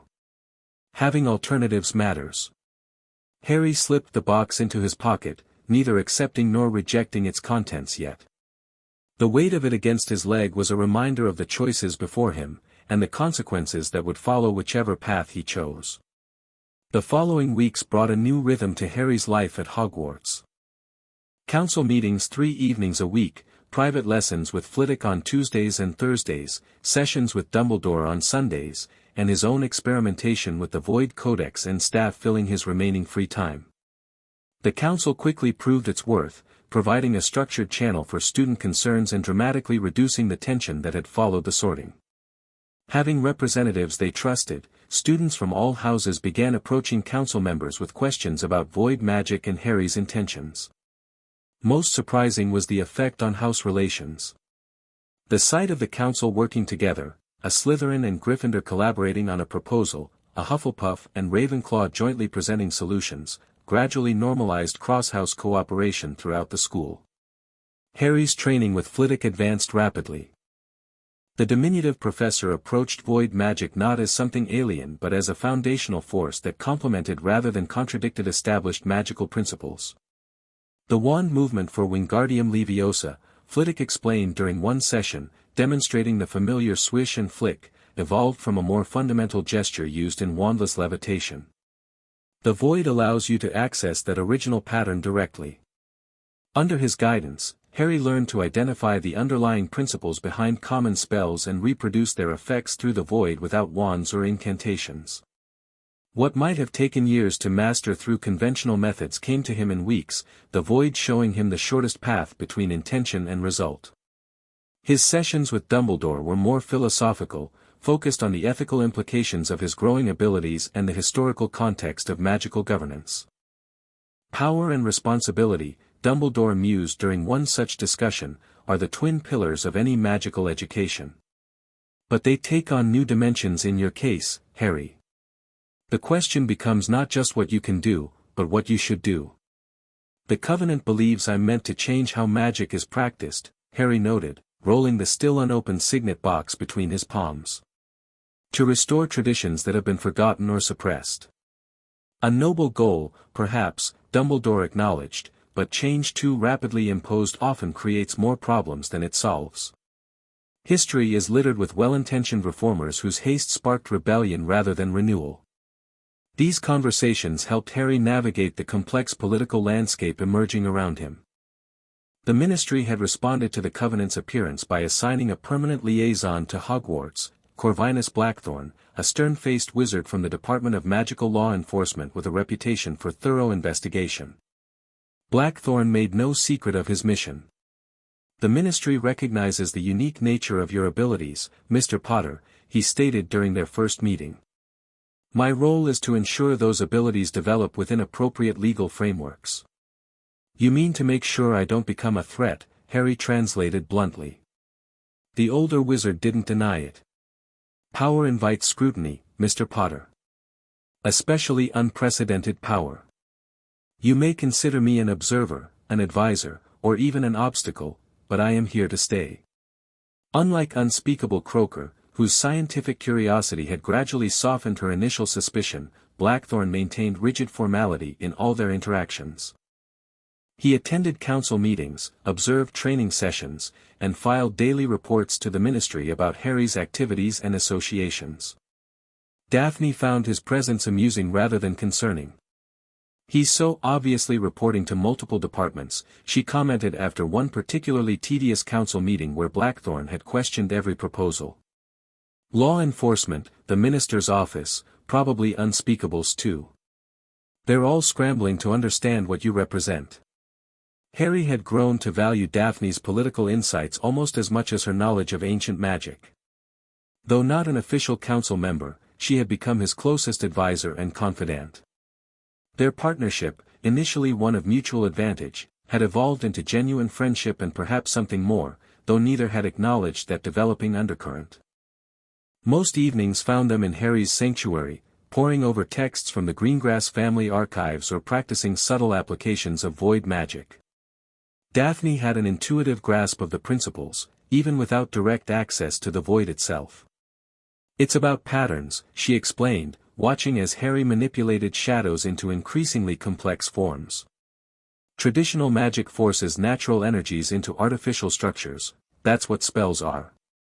The void recognizes the natural patterns already present and works with them rather than against them. This perspective aligned with what Harry experienced when channeling the void through his staff. Rather than imposing his will on reality, he found himself suggesting alterations to existing patterns, negotiating with the underlying fabric of magic itself. As October progressed, Harry's abilities expanded dramatically. He could now sense magical signatures at considerable distances, distinguish individual spellcasters by their unique magical fingerprints, and detect magical bonds and oaths through the distinctive patterns they created in the void. This last ability proved unexpectedly significant during a defense against the dark arts lesson in late October. Professor Quirrell had been growing increasingly erratic as the term progressed. His stammer would vanish completely during moments of apparent distraction, only to return more pronounced than ever when he noticed being observed. He avoided Harry when possible and watched him with naked calculation when avoidance failed. That particular lesson focused on detecting dark magic, ironically appropriate given what Harry already knew about the professor. Dark magic leaves traces, Quirrell lectured, pacing before the blackboard. Distinctive signatures that persist after the spell itself has ended. Harry, seated beside Daphne in what had become their usual position, extended his void senses toward the professor. The parasitic presence had grown stronger over the weeks, its corrupted magic intertwining with Quirrell's own like strangling vines. But today, Harry noticed something new, a web of magical connections extending outward from the parasite, thin filaments of dark energy reaching throughout the castle and beyond. Following one such connection, Harry found himself tracing it directly to Professor Snape's left arm, to the dark mark Dumbledore had mentioned. But unlike Dumbledore's description of a dormant bond, Harry perceived active communication flowing through the connection, subtle pulses of magic carrying information in both directions. Snape was reporting to whatever possessed Quirrell, and receiving instructions in return. The revelation momentarily distracted Harry from the lesson. Quirrell, noticing his inattention, seized the opportunity. Mr. P. Potter, perhaps you might demonstrate for the class. Since you appear to have mastered this material already. Harry refocused on the classroom. Demonstrate what, Professor? The detection of dark magic, of C-course. Quirrell's smile didn't reach his eyes. After all, your unique abilities should make such detection elementary. It was a trap, albeit a subtle one. If Harry revealed his ability to sense the darkness within Quirrell, he would expose his awareness of the possession. If he denied the ability, he would undermine his own credibility. I'm still learning to interpret what the void shows me, Harry said carefully. It reveals patterns and connections, but understanding their significance takes practice. A diplomatic answer, Quirrell noted, the stammer vanishing entirely. But hardly informative. Perhaps a practical demonstration. He gestured toward a wooden box on his desk. This container holds an object affected by dark magic. Without opening it, can you determine the nature of the enchantment? The entire class watched with interest as Harry approached the desk. Using his staff to focus his perception, he extended his senses toward the box. The void revealed a malevolent swirl of magic surrounding a small object inside, a silver coin, from what he could discern, engraved with runes of compulsion and loyalty. It's a token of some kind, Harry said, keeping his voice neutral. Designed to influence its holder's loyalties and decisions. The enchantment is structured around Germanic runes, probably 17th century based on the pattern. Quirrell's eyes narrowed. Very specific. And correct, as it happens. He opened the box, revealing a silver Reichsthaler bearing exactly the kind of runes Harry had described. This was used by Grindelwald's early supporters to identify one another and resist questioning. 5.2, whatever house you consider yourself part of, Mr. Potter. The dismissive tone suggested irritation that Harry had navigated the trap successfully.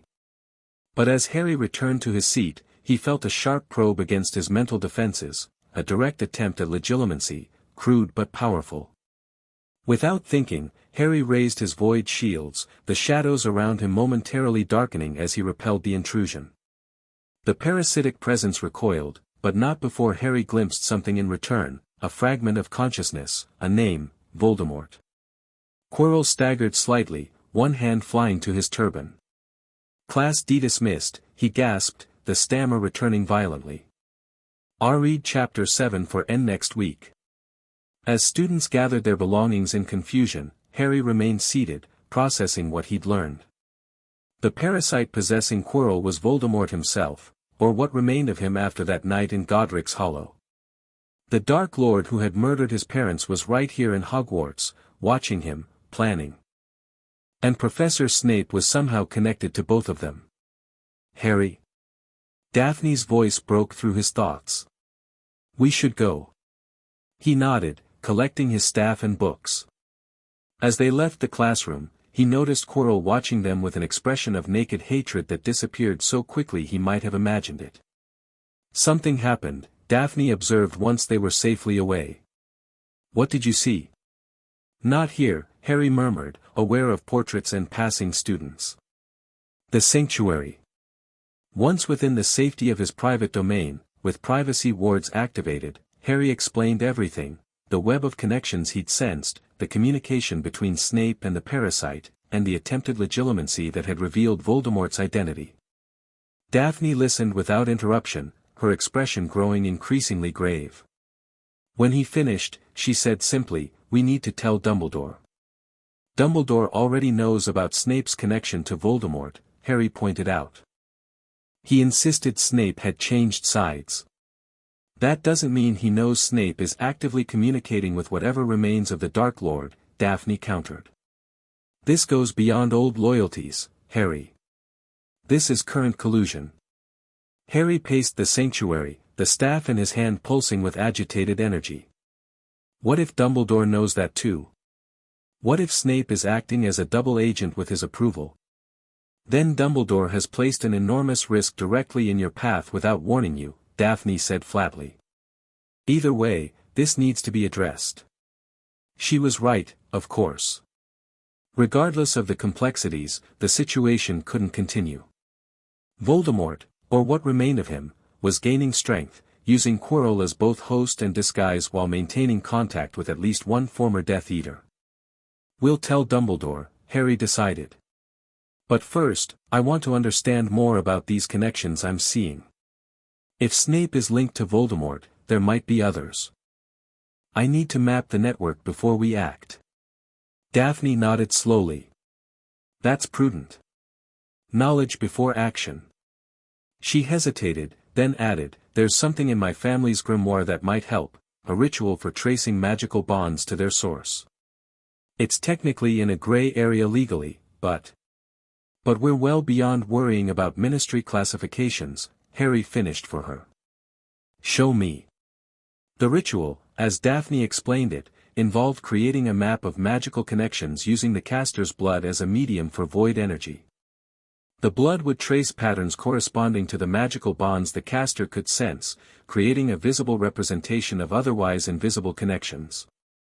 It's considered borderline dark because of the blood component, she explained as they prepared the necessary materials.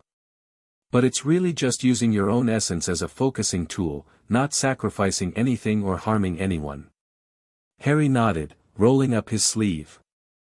The distinction between dark and light magic had begun to seem increasingly arbitrary as his understanding of the void deepened. Magic was intent and pattern, not inherently good or evil but shaped by the purposes to which it was put. With his staff planted firmly beside him and the Void Codex open to a newly appeared chapter on blood-focusing techniques, Harry carefully cut his palm with a silver knife. As drops of blood fell onto the prepared parchment, he channeled the void through them, focusing on the web of connections he'd sensed around Quirrell. The blood didn't pool as expected but spread in thin lines across the parchment, forming a complex network centered on a dark spot that Harry instinctively knew represented Voldemort's presence within Quirrell. From this center, lines extended outward, the strongest to Snape, but others reaching to various points within and beyond Hogwarts. 7 major connections, Daphne counted, studying the completed map. Snape is obvious. This one here must be the Malfoys, given the direction and strength. These others are harder to identify without more information. Harry traced a finger just above one particularly disturbing connection that seemed to lead nowhere physical, a jagged line that twisted in impossible ways before terminating in a void-like space on the parchment. This one feels wrong, he murmured. Like it's connecting to something that shouldn't exist in our reality. Daphne leaned closer, her shoulder brushing his as she examined the anomaly. A spiritual anchor of some kind? There are rituals that can bind a soul to objects or places as insurance against death. Horcruxes, Harry said, the term rising from the void's knowledge unprompted. Soul fragments bound to physical anchors. Daphne jerked back as if burned. That's the darkest of dark arts. It requires murder and splits the soul. Her voice dropped to a horrified whisper. You think Voldemort created one? Not one, Harry replied grimly, counting the twisted connections that resembled the first. At least 6, from what this shows. Plus whatever fragment is possessing Quirrell. The implications were staggering. If Voldemort had created multiple Horcruxes, he couldn't truly be defeated until all were destroyed. He was, in a very real sense, immortal. This changes everything, Daphne said, her usual composure shaken. We definitely need to inform Dumbledore now. This goes beyond school politics or your training. This is war, Harry finished quietly. The last war never really ended. It just went underground. As they studied the blood map, Harry felt the void stirring within him with newfound purpose. The Supreme Emperor of Magic was not just a title or a curiosity, it was a role with responsibilities he was only beginning to understand. And the first of those responsibilities, it seemed, was to confront the darkness that had been hiding in plain sight all along. Dumbledore's reaction to the blood map was not what Harry expected. Rather than shock or alarm, the headmaster displayed resigned recognition, as if confronted with the confirmation of a long-held suspicion. I had feared as much, he sighed, studying the intricate pattern of bloodlines with grave intensity. Though I confess, I did not anticipate quite so many anchors. You knew. Harry couldn't keep the accusation from his voice. You knew Voldemort had created Horcruxes. I suspected, Dumbledore corrected gently. There were signs, indications in how he changed over the years. But without certainty, I hesitated to share such disturbing theories. They were in Dumbledore's office, with only Daphne present besides them. Harry had insisted on her inclusion, despite the headmaster's initial reluctance to discuss such matters before a student not directly involved. She's my advisor, Harry had stated firmly. And she knows more about soul magic than most adults. Now Daphne spoke up, her composure recovered but her expression severe. Headmaster, this map shows active communication between Professor Snape and the Voldemort fragment possessing Quirrell. How do you explain that, given your assurances of Snape's loyalty? Dumbledore's gaze shifted between them, assessing and calculating. After a moment, he seemed to reach a decision. Professor Snape is indeed communicating with Voldemort, at my explicit instruction, he said finally. He serves as our window into Voldemort's plans and intentions, a role that places him in constant danger. And Quirrell? Harry pressed. You've allowed Voldemort to possess a teacher, to have daily access to students. A necessary risk, Dumbledore replied, though he had the grace to look troubled. Professor Quirrell returned from his sabbatical already possessed. By keeping him at Hogwarts, we contain the threat while gathering intelligence through Professor Snape. You're using the entire student body as bait, Daphne observed coldly. Dangling them before the Dark Lord to maintain your spy's cover. A harsh characterization, Miss Greengrass, but not entirely inaccurate, Dumbledore admitted. War requires difficult choices. The lives at risk today must be weighed against those that would be lost should Voldemort return to power uninhibited. Harry found himself reassessing the kindly grandfather figure he'd initially perceived. This was a general plotting campaigns, accepting casualties as part of a larger strategy. It was logical, perhaps even necessary, but it was not the Dumbledore that Hogwarts students believed protected them. What about the Horcruxes? He asked, refocusing on the immediate threat. If we know they exist, we can find and destroy them. Indeed, and your map provides valuable confirmation of their number and general nature. Dumbledore leaned forward, suddenly intent. Harry, I must ask you, does the Void offer any insight into what these objects might be, or where they might be located? Harry studied the twisted connections on the map, allowing the Void to interpret the patterns. One is here at Hogwarts, he said after a moment, pointing to a line that curved back toward the castle. Another is in what feels like a vault or treasury. A third is in a house filled with dark magic. The others are less clear, one seems to be moving, possibly a living carrier, and the others are hidden behind powerful wards. Dumbledore's eyes widened fractionally. Remarkable specificity. The Void's perceptive abilities exceed my expectations. He stroked his beard thoughtfully. This aligns with certain theories I've developed over the years. The Hogwarts Horcrux particularly concerns me. Students in proximity to such an object could be influenced or harmed. Then we should find and destroy it immediately, Harry insisted. Not so simple, I'm afraid, Dumbledore cautioned. Horcruxes resist conventional destruction and often have powerful defensive enchantments. Attempting to destroy one without proper preparation could be catastrophic. The Void can unmake them, Harry stated with certainty, the knowledge rising from within. It's where all magic begins and ends. Soul fragments can be unbound and released. Dumbledore regarded him with new interest. That would be unprecedented. Traditional methods are few and extremely dangerous: fiend fire, basilisk venom, a handful of obscure rituals. Traditional methods work against traditional magic, Daphne pointed out. But void magic predates these constructs. It operates on more fundamental principles. Harry felt the staff hum in his grip, resonating with the truth of her statement. The void wasn't just another magical tradition, it was the foundation upon which all magical traditions were built. It could unpick what other magics had woven, return corrupted patterns to their natural state. I need to test this, he said decisively. If there's a Horcrux at Hogwarts, we should locate it and attempt to cleanse it. A controlled experiment, Dumbledore mused, clearly weighing risks against benefits. With appropriate safeguards, perhaps. He made a decision. Very well. We shall attempt to locate this Horcrux, but not tonight. I must make preparations, ensure containment protocols are in place.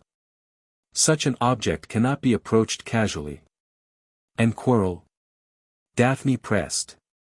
Are you planning to simply allow Voldemort to continue possessing a professor while we hunt Horcruxes? For now, yes, Dumbledore said firmly.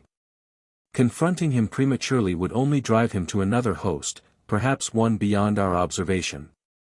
Better the enemy we can watch than the one who disappears into the shadows.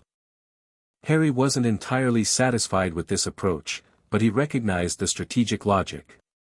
Fine. But I want regular updates on what Snape learns, and I want additional protections for the students.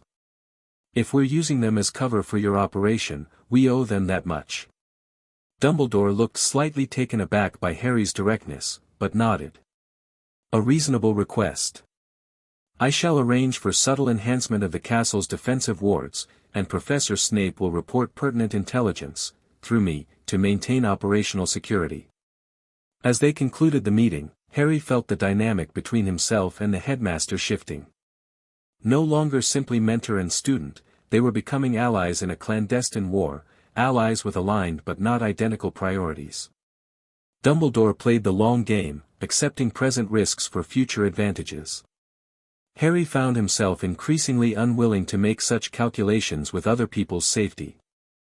Back in the sanctuary with Daphne, Harry finally opened the silver box containing the Umbral Covenant's signet ring.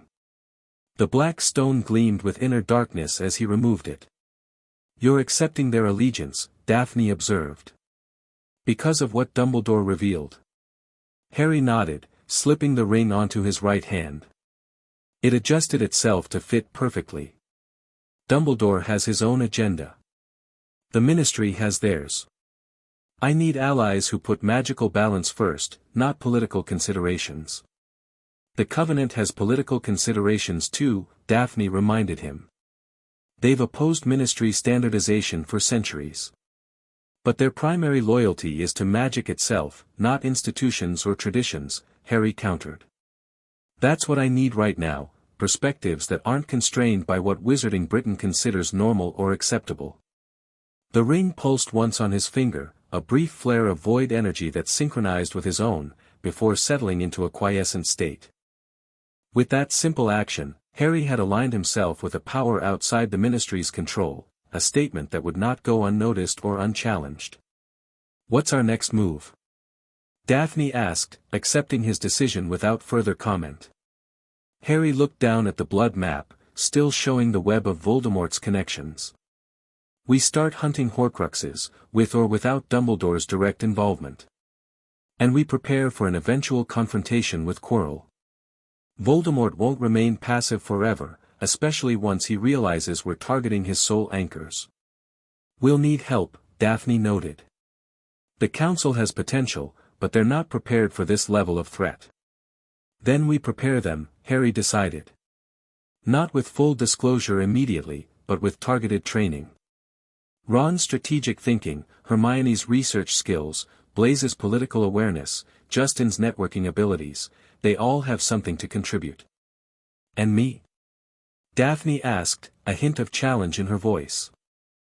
Harry met her gaze directly. "You're not just counsel. You're my partner in this. I trust your judgment more than anyone's." A faint flush colored her cheeks, but she maintained her composure. "Then as your partner, I suggest we start with the Hogwarts Horcrux. It's closest, and eliminating it reduces immediate risk to the school."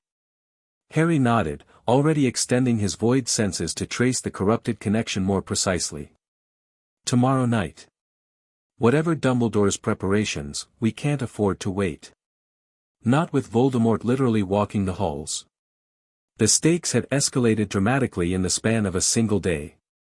What had begun as an exploration of unusual magic had transformed into a shadow war against the darkest wizard in generations. But as the void hummed in harmony with his resolve, Harry felt something he hadn't expected: readiness. The Emperor of Magic was stepping into his role, not as ruler or conqueror, but as protector and restorer of balance. And the first test of that role would come sooner than anyone, even Dumbledore, anticipated. The search for the Hogwarts Horcrux began the following evening. Harry, with Daphne beside him and his staff glowing softly in the dimly lit corridors, followed the twisted thread of corrupted magic he had identified in the blood map. They moved cautiously, using Harry's growing skill with shadow manipulation to avoid detection by prefects, professors, and the ever-present Filch. The connection led them upward through the castle, past the 3rd floor, the 4th, the 5th, until they reached the 7th floor corridor opposite a peculiar tapestry depicting trolls in tutus. "It's here," Harry murmured, extending his senses. "But, not here. The signature disappears into the wall." Daphne studied the blank wall across from the tapestry. "There must be a hidden room. Hogwarts is full of them." "More than a simple hidden room," Harry replied, tracing his fingers along the stone. "The void shows a space that exists and doesn't exist simultaneously. It's folded somehow, present only under specific conditions." As they contemplated this puzzle, footsteps approached from around the corner. Harry quickly pulled Daphne into the shadows, extending his void influence to bend light around them, not true invisibility, but a subtle misdirection that would make casual observers overlook their presence. Professor Flitwick appeared, hurrying along the corridor with evident purpose. To their surprise, he stopped directly opposite the tapestry, paced back and forth 3 times while muttering something under his breath, and then, most astonishingly, walked straight through the previously solid wall, which momentarily shimmered to reveal a doorway before sealing shut behind him. "Did you see that?" Daphne whispered once the corridor was empty again. "Yes," Harry replied, excitement building. "The room requires a specific ritual to access, pacing 3 times while focusing on a particular thought or need." "The room of requirement," Daphne breathed. "It's supposed to be a legend, a room that becomes whatever the seeker needs. But if it's real, and the Horcrux is inside, then we need to phrase our requirement carefully," Harry concluded. "We can't just ask for the Horcrux directly, it would be magically protected against such direct seeking." They discussed strategy for several minutes before deciding on an approach. Standing before the blank wall, Harry paced back and forth 3 times, concentrating intensely on the thought: "I need to find the place where things are hidden." On his third pass, the stone wall transformed, revealing an ornate door that hadn't existed moments before. Harry and Daphne exchanged a triumphant glance before carefully pushing it open. The room beyond was enormous, a cathedral-like space filled with countless objects stacked in towering piles and haphazard rows. Furniture, books, weapons, clothing, magical devices of every description, the accumulated hidden treasures and discarded secrets of centuries of Hogwarts inhabitants. "It's a repository," Daphne said in awe, taking in the vast collection. "Generations of hidden things. The perfect place to conceal a Horcrux," Harry agreed. "Finding it won't be easy. But the void provided advantages no normal seeker would possess." Closing his eyes, Harry extended his senses, searching for the distinctive corruption that marked Voldemort's soul fragment.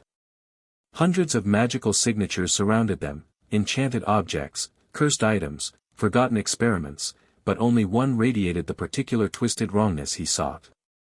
"This way," he said, opening his eyes and leading Daphne deeper into the labyrinthine collection. They wound through narrow paths between towering stacks of discarded possessions, the staff's crystal glowing brighter as they approached their target.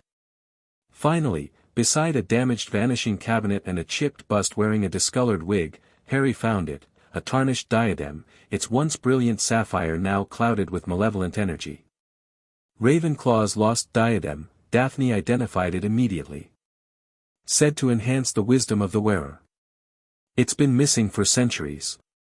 "Not missing," Harry corrected grimly. "Corrupted. Voldemort turned it into a Horcrux." Even without touching it, he could sense the diadem's dual nature, the original enchantment, brilliant and elegant, now encased in layers of dark magic like a beautiful insect trapped in toxic amber. Within this magical prison, a fragment of Voldemort's sundered soul pulsed with malignant life. "How do we destroy it?" Daphne asked, keeping a respectful distance from the artifact. "Not destroy," Harry said, the void knowledge flowing through him. "Cleanse. The diadem itself is a priceless historical artifact. We need to remove the corruption while preserving the original enchantment." He placed his staff upright beside him, where it remained standing on its own, and removed the Umbral Covenant signet ring from his finger. The ring had been inactive since he first put it on, but now its black stone gleamed with inner light as he held it toward the diadem. "What are you doing?" Daphne asked, watching with fascination. "The signet isn't just a symbol," Harry explained, knowledge coming to him as he needed it. "It's a tool for manipulating void energy with precision. I'll use it to separate the Horcrux from the diadem without damaging either." "Without damaging the Horcrux?"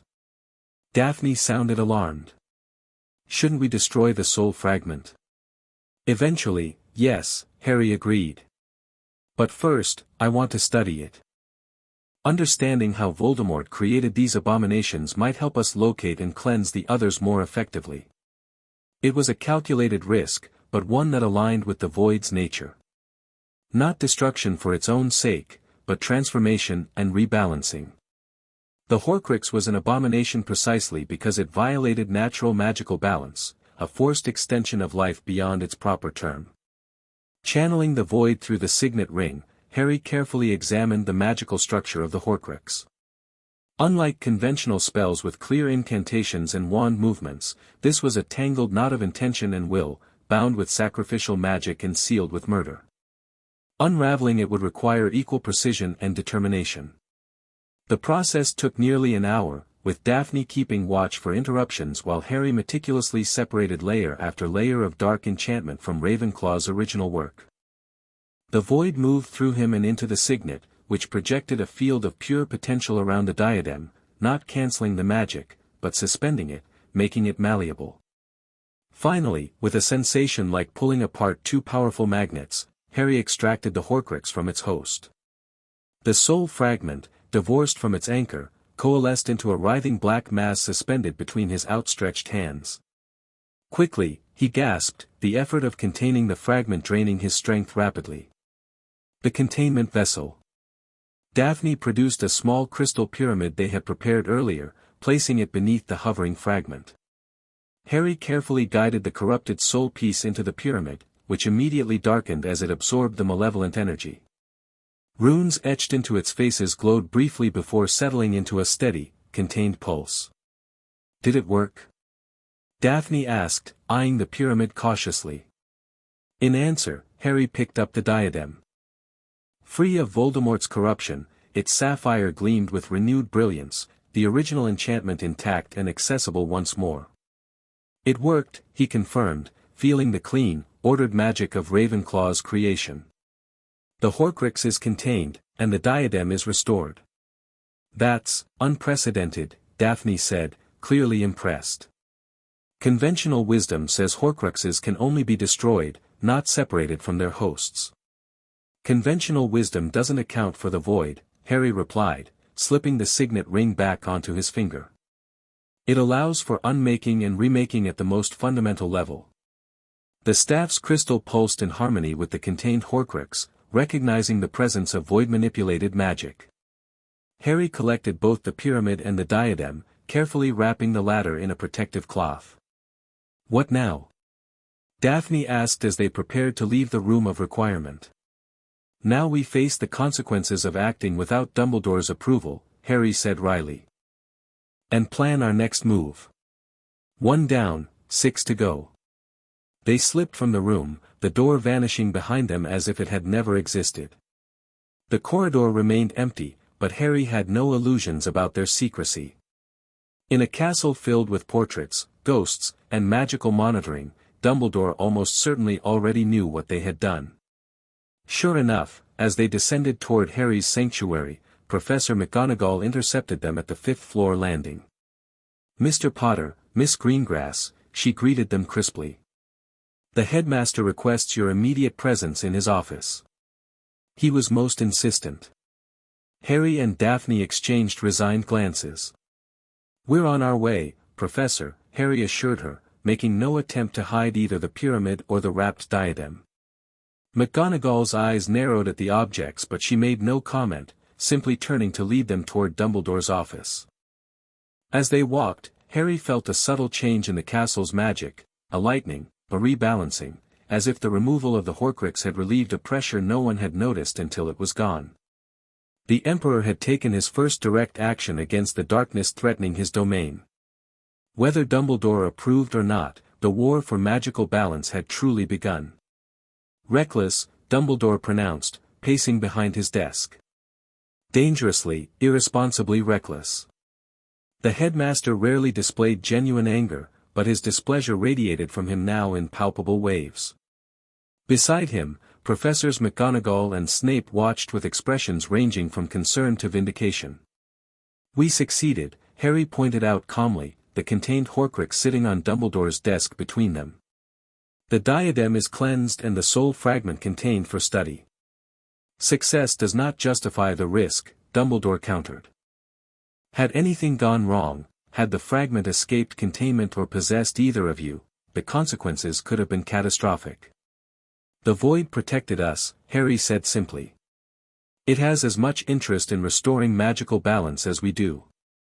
Dumbledore paused in his pacing, studying Harry with new intensity. "You speak of the void as if it has agency, intentions." "Because it does," Harry confirmed. "Not consciousness as we understand it, but patterns and preferences. It guides those who channel it towards certain outcomes." "Dangerous mysticism," Snape interjected coldly.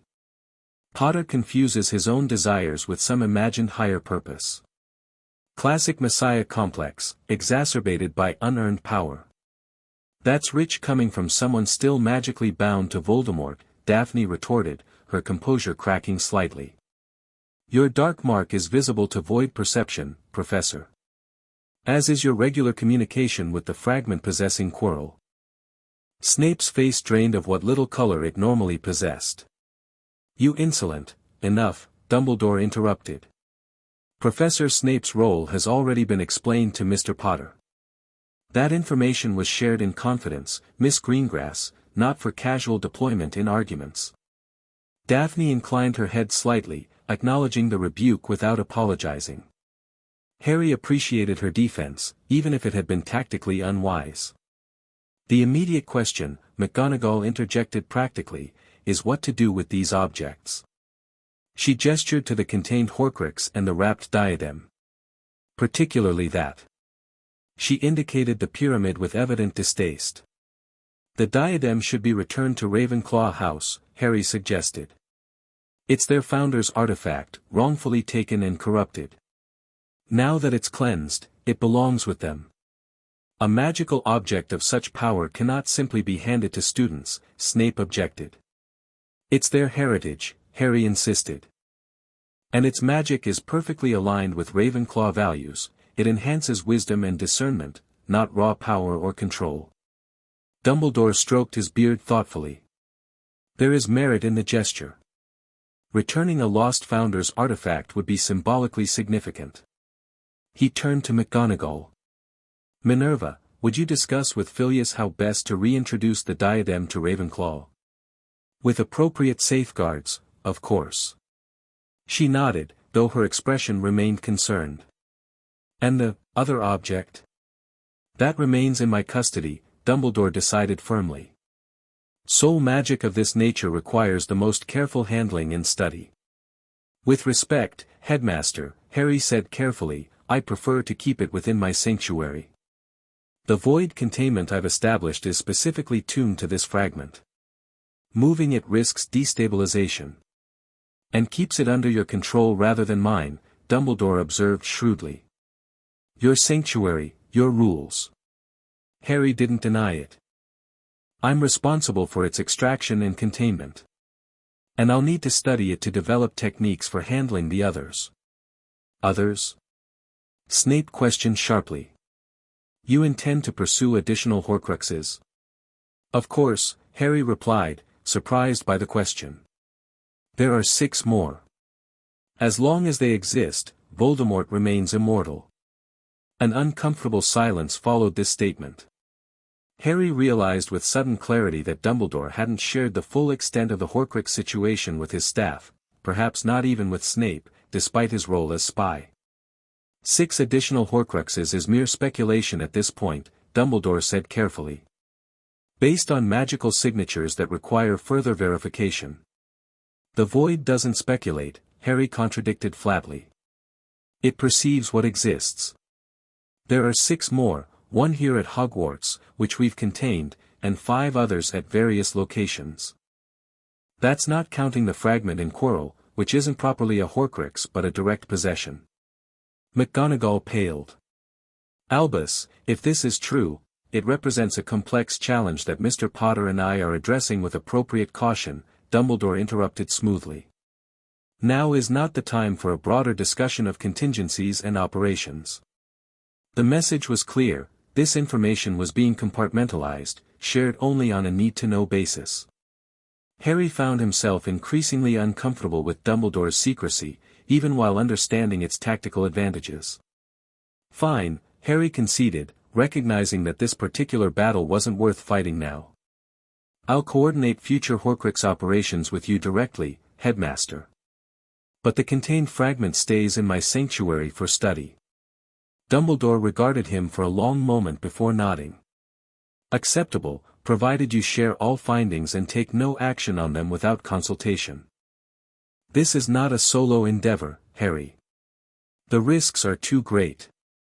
With that compromise reached, the meeting concluded. McGonagall took custody of the wrapped diadem to discuss its return with Flitwick, while Harry carefully placed the pyramid containing the Horcrux fragment in an enchanted box Dumbledore provided for safer transport. As they prepared to leave, Snape moved to block their path, his dark eyes fixed on Harry with undisguised hostility. You play with forces beyond your understanding, Potter, he said softly. The Dark Lord spent decades mastering the darkest arts known to wizard kind. Your beginner's luck with void parlor tricks will not protect you when he moves against you directly. It's not luck, Professor, Harry replied evenly. And they're not tricks. The void existed before your Dark Lord, before Hogwarts, before wands and incantations. It will exist long after all of us are gone. Philosophy will not stop Avada Kedavra, Snape sneered. Neither will prejudice or bitterness, Harry countered, meeting the professor's gaze directly. But understanding might. Voldemort fears what he doesn't comprehend. That's why he fears me. He stepped around Snape and continued toward the door, Daphne following closely. As they reached the spiral staircase, Harry heard Snape's voice one last time, barely audible, "Fear is not respect, Potter. Remember that when the time comes." The warning, for warning it was, despite the hostile delivery, lingered in Harry's mind as they returned to his sanctuary. Snape clearly believed Voldemort would move against Harry sooner rather than later, perhaps prompted by the removal of the Horcrux. The war they had entered was accelerating beyond anyone's ability to control its pace or direction. Within the safety of the sanctuary, Harry placed the contained Horcrux on a specially prepared pedestal, surrounding it with additional void wards as a precaution. The pyramid glowed with malevolent purpose, the soul fragment within pulsing like a diseased heart. "What do we do now?" Daphne asked, watching the contained Horcrux with wary fascination. "Now we prepare," Harry answered, his staff humming in agreement beside him. "Dumbledore will focus on locating the external Horcruxes, but my priority is Quirrell. Having Voldemort inside Hogwarts is an unacceptable risk, especially now that we've demonstrated the ability to neutralize his soul anchors." "You think he'll make a move soon?" "I know he will," Harry replied grimly. "The question is where and how. And whether we'll be ready when he does." The crystal atop his staff pulsed, as if in answer to his determination. The Supreme Emperor of Magic was stepping fully into his role, not as ruler, but as protector. The power of the void had awakened within him for this purpose, to restore balance against an entity that had violated the deepest laws of magical nature. Whatever came next, Harry would face it not alone, but with allies chosen through trust rather than convenience or tradition. The council he had formed, Daphne at his side, the Umbral Covenant awaiting his call, these were the beginnings of a new approach to magical cooperation, one that transcended the divisions Voldemort had exploited for decades. The true test of that approach was coming, and sooner than anyone expected. The return of Ravenclaw's diadem created a sensation throughout Hogwarts. Professor Flitwick, tears streaming down his cheeks, had presented the restored artifact to his house in a special ceremony attended by all students and faculty. The official story, that Harry had discovered the diadem in a hidden room and restored it from centuries of magical decay, omitted any mention of Horcruxes or Voldemort, but still established him as a benefactor of the school in a way that transcended house rivalries. The timing proved fortunate, as it coincided with the first Quidditch match of the season, Gryffindor vs. Slytherin. Despite not belonging officially to either house, Harry had been invited to sit in a special box with his council members, symbolically neutral but engaged with school traditions. As they settled into their seats, the excitement of the crowd was palpable. Quidditch remained the one activity that could temporarily overshadow even the mystery of void magic and imperial titles. "Nervous about watching your first match?" Justin asked Harry as they waited for the teams to emerge. "Curious more than nervous," Harry replied. "I've read about Quidditch, but reading and seeing are different experiences." "You'll love it," Ron assured him enthusiastically. "Nothing compares to Quidditch." "Nothing." Blaise rolled his eyes slightly. Weasley's Quidditch fanaticism aside, it is an interesting demonstration of magical culture. Unchanged in its essentials for centuries, despite numerous opportunities for modernization. Why change something that works? Ron defended. Why indeed? Hermione mused. It's fascinating how wizarding culture clings to tradition even when innovation offers clear advantages. This philosophical tangent was interrupted by the arrival of the teams on the pitch, drawing cheers from their respective houses. Madame Hooch stepped forward with the ball chest, and the game began in a flurry of scarlet and green robes. Harry found himself genuinely engaged by the spectacle. The speed and agility of the players, the complex interplay of the different balls, the strategic positioning, it was far more compelling in person than any description had suggested. As the match progressed, with Slytherin taking an early lead through aggressive chaser play, Harry noticed something unusual. His void senses, now constantly active at a low level, detected a magical disturbance near the staff stands. Focusing his attention, he identified Professor Quirrell, seated behind Snape, performing some kind of subtle spell, directed not at the pitch, but at Harry himself. The spell was unlike anything Harry had encountered, a probing, seeking magic that seemed designed to interact with the void energy he naturally emanated. Not an attack, but an analysis, attempting to quantify and perhaps counter his abilities. "Daphne," he murmured, not taking his eyes from the game. "Quirrell is casting something directed at me. Some kind of magical analysis." She tensed beside him. "Can you block it?" "I'm already shielded," Harry assured her. "But it's interesting that he's being so bold. He must be getting desperate for information." The void had provided passive protection against magical surveillance since its awakening, but Harry had enhanced these defenses after discovering Quirrell's true identity. Now those precautions were proving their worth. As the match continued, with Gryffindor rallying to even the score, Harry became aware of a second magical disturbance, this one from Professor Snape, who appeared to be casting a counterspell directed at one of the Gryffindor players. The red-robed seeker was experiencing sudden, violent jerks of his broomstick, as if something were attempting to unseat him. "Someone's jinxing the Gryffindor seeker's broom," Harry observed, his void senses allowing him to trace the magical interaction. "That's Colin McKinney," Ron said, watching through binoculars. "He's a third year, first time on the team. Blimey, he's barely hanging on." Harry analyzed the magical signatures more carefully. There are two spells targeting him, a jinx from Quirrell and a counter-jinx from Snape. "Snape is helping a Gryffindor?" Ron asked incredulously. "More likely maintaining his cover," Daphne suggested quietly.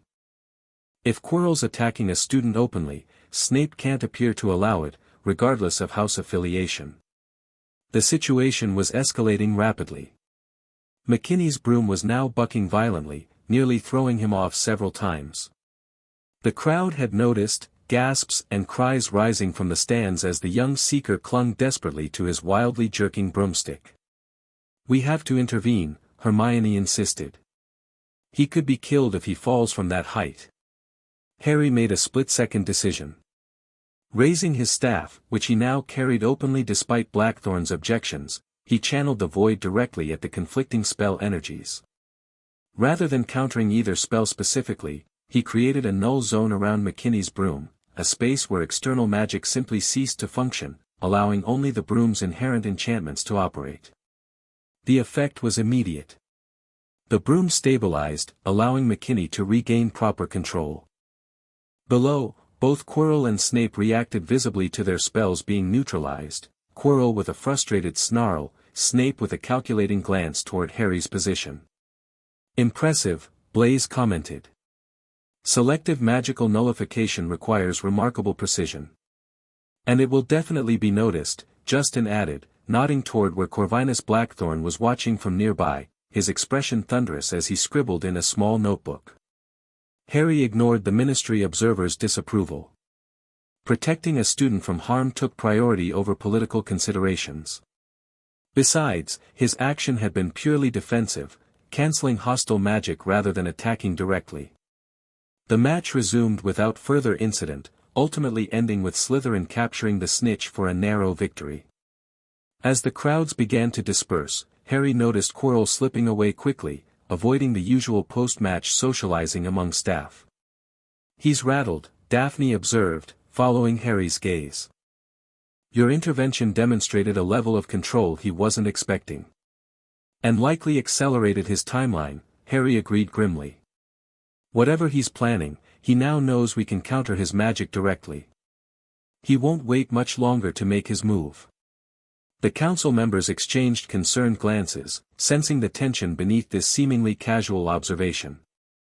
Though Harry hadn't shared full details about Quirrell's possession with all of them, they understood enough to recognize the seriousness of the situation. "Should we be concerned?" Hermione asked carefully. "About Professor Quirrell, I mean." Harry considered how much to reveal.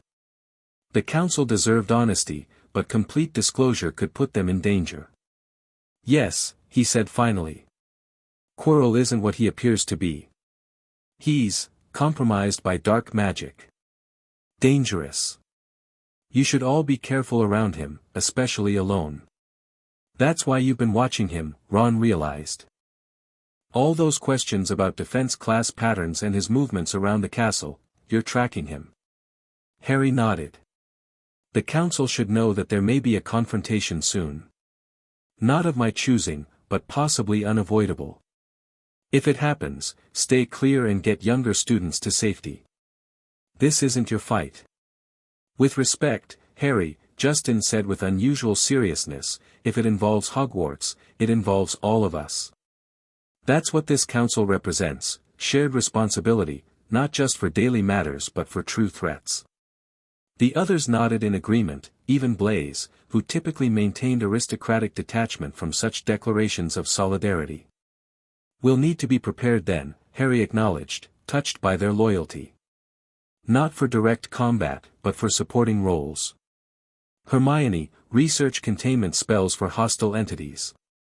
Ron, develop evacuation protocols for the common rooms. Blaise, monitor Slytherin for any students who might be working with Quirrell. Justin, strengthen your connections with Hufflepuff prefects, we'll need their help coordinating if things go wrong. As the council dispersed to implement these preparations, Harry remained in the stands with Daphne, watching Quirrell's distant figure disappear into the castle. He was testing you today, she observed. Probing your defenses, gauging your response time and capabilities. I know, Harry agreed. And I showed him more than I intended. The question is what he'll do with that information. The answer came sooner than either of them anticipated.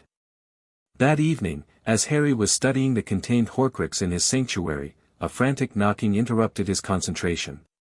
Opening the shadowy portal, he found Hermione outside, breathless and wide-eyed. Harry, come quickly.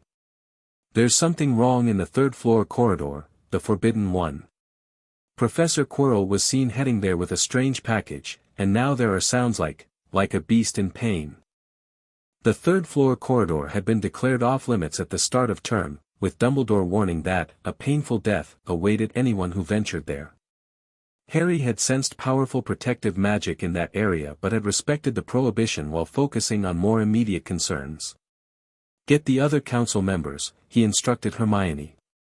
Have them implement the emergency protocols we discussed. Then find Dumbledore or McGonagall and tell them what's happening. What about you? She asked anxiously. I'm going to see what Quirrell's up to, Harry replied, retrieving his staff. Daphne, alert the Covenant representatives in Hogsmeade. We may need their support. Hermione hesitated. Harry, you shouldn't go alone. If Quirrell is really as dangerous as you believe, I won't be alone, Harry assured her, the void stirring within him, ready and focused. Now go, quickly. Every minute counts. As Hermione departed to rally the council, Harry and Daphne exchanged a significant look. This is it, isn't it? She said quietly. The confrontation we've been expecting. Yes, Harry confirmed. Voldemort's making his move. Whatever's hidden in that corridor, he wants it badly enough to risk exposure. I'm coming with you, Daphne stated firmly, drawing her wand. Harry wanted to refuse, to protect her from what might be waiting, but he recognized both the determination in her eyes and the practical value of having a trusted ally at his side. Stay behind me, he conceded.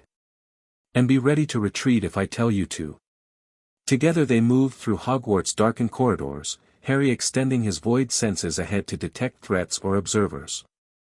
The castle felt different tonight, the ambient magic more agitated, as if the very stones sensed the impending conflict.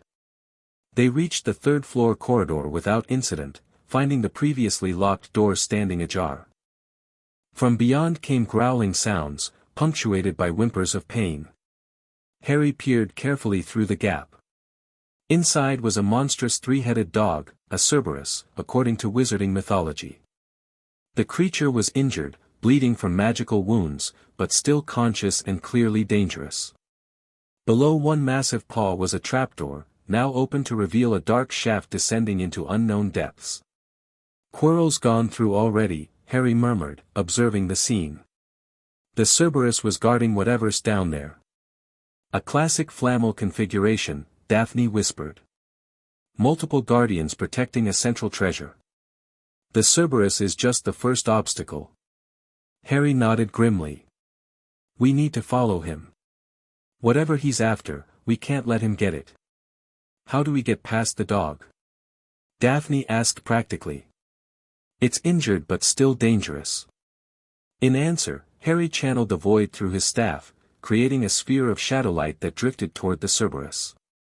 Rather than attack or restrain the creature, the sphere emitted a soft, soothing melody, a lullaby drawn from the void's ancient knowledge of magical beasts. The effect was immediate. All three heads began to droop, the growling subsided, and within moments the massive creature had curled up in slumber, its breathing deep and regular. Music soothes the savage beast, Harry quoted softly. The void knows the patterns that calm all creatures. They slipped past the sleeping Cerberus and approached the trapdoor. Looking down into the darkness, Harry extended his void senses again. There's something living down there, he reported. Plant-based, but magically enhanced. Defensive in nature. Devil's snare, probably, Daphne suggested. It restrains intruders but can be repelled with light and heat. Harry nodded, preparing a void-light construct to precede them. Ready? At Daphne's confirmation, they jumped together into the darkness, Harry's staff illuminating their descent with cool blue light. They landed on a mass of thick, snake-like vines that immediately began to writhe and wrap around their limbs. Definitely Devil's snare, Daphne confirmed, remaining calm as the vines encircled her waist. Lumos Solum would be the standard counter, but, before she could finish, Harry channeled a pulse of void energy, not destructive heat, but a precise disruption of the plant's magical animation. The vines around them went temporarily dormant, loosening enough for them to slip through to the stone floor below. Or that works too, Daphne finished with a small smile. They continued through a sequence of magical obstacles, a chamber filled with flying keys, where Harry's void senses identified the correct one immediately, a giant wizard's chessboard, which they bypassed by simply floating above it, suspended on void shadows, and a room with a logic puzzle involving potions, which Daphne solved through careful analysis while Harry confirmed her solution with void perception. Quirrell's had to solve all these conventionally, Harry noted as they approached the final chamber. It slowed him down, giving us a chance to catch up. Unless that was the plan all along, Daphne pointed out shrewdly. Draw you in, isolate you from potential allies. It was a valid concern, but Harry sensed they had no choice but to continue. Whatever Voldemort sought lay just ahead, and allowing him to claim it was unacceptable. The final chamber was large and circular, dominated by a magnificent mirror positioned in its center. Standing before this mirror, his turban partially unwrapped, was Professor Quirrell. He turned as they entered, his face no longer showing any trace of his customary nervous stammer. Potter, he greeted coldly. I wondered if you'd follow. Your hero complex is so predictably Gryffindor, despite your unusual sorting. It's over, Quirrell, Harry replied, staff raised defensively. Dumbledore knows what you're doing. The exits will be sealed by now. Quirrell laughed, a sound devoid of warmth or humor. Dumbledore is in London, summoned by an urgent ministry matter that, coincidentally, required his immediate attention. By the time he returns, I'll have what I came for. The Philosopher's Stone, Daphne realized aloud. That's what's hidden here. Nicholas Flamel's stone. Very good, Miss Greengrass, Quirrell acknowledged with mock approval. Yes, the stone, capable of transforming metal to gold and producing the elixir of life. Essential for my master's restoration to full physical form. Harry extended his void perception toward the mirror, understanding now its purpose in the security system. The stone was somehow contained within or behind it, accessible only under specific magical conditions. Your master, Harry repeated, stepping forward cautiously. Let's stop pretending, shall we? I know what, you're carrying inside you. Quirrell's expression darkened. You know nothing, boy. You play with shadows while my master has delved into magics beyond your comprehension. Let me speak to him, came a high, cold voice from somewhere behind Quirrell. Face to face. Master, you are not strong enough. Quirrell protested. I am strong enough for this, the voice insisted. With slow, deliberate movements, Quirrell began unwinding his turban completely. As the purple fabric fell away, he turned, revealing the back of his head, where another face protruded from his skull, pale and snake-like, with glaring red eyes and slits for nostrils. Harry Potter, Voldemort's face hissed. See what I have become. Mere shadow and vapor, forced to share another's body. But once I have the elixir of life, I can create a body of my own. Despite having suspected the truth for weeks, the reality of seeing Voldemort's parasitic form was shocking. The void within Harry surged in response, recognizing a fundamental violation of magical nature, a spirit that should have passed beyond the veil, artificially anchored to the physical world. You should have died that night in Godric's Hollow, Harry said, his voice steady despite his horror. What you've done to yourself, the Horcruxes, this possession, it's an abomination against magic itself. Voldemort's eyes widened fractionally. So, Dumbledore has shared his theories with you. Or perhaps, yes. The void shows you things, doesn't it? The connections, the anchors. How fascinating. His lipless mouth curved in a terrible smile. But what the void gives, it can take away, Harry Potter. I have studied magics you cannot imagine, including the countermeasures against void manipulation. Why do you think I chose to move now, rather than continuing my patient observation? With a sudden, violent gesture, Quirrell's hand thrust forward, casting not a conventional spell but a corrupted version of void energy, shadow twisted into unnatural patterns, forced into service against its nature. The attack struck Harry's shields with surprising force, momentarily disrupting his connection to the pure void. Surprised? Voldemort mocked as Harry staggered slightly. I told you I have studied magics beyond your comprehension. The void is not unknown to me, merely inconvenient. Harry recovered quickly, reinforcing his shields while considering this new development. Voldemort had some knowledge of void magic, enough to create a distorted version that could temporarily disrupt Harry's control. This changed the parameters of the confrontation significantly. Daphne, he said quietly, get back to the potion room. Seal the entrance. This just became much more dangerous. I'm not leaving you, she replied firmly, her wand raised. How touching, Voldemort observed with contemptuous amusement. Young love amidst magical warfare.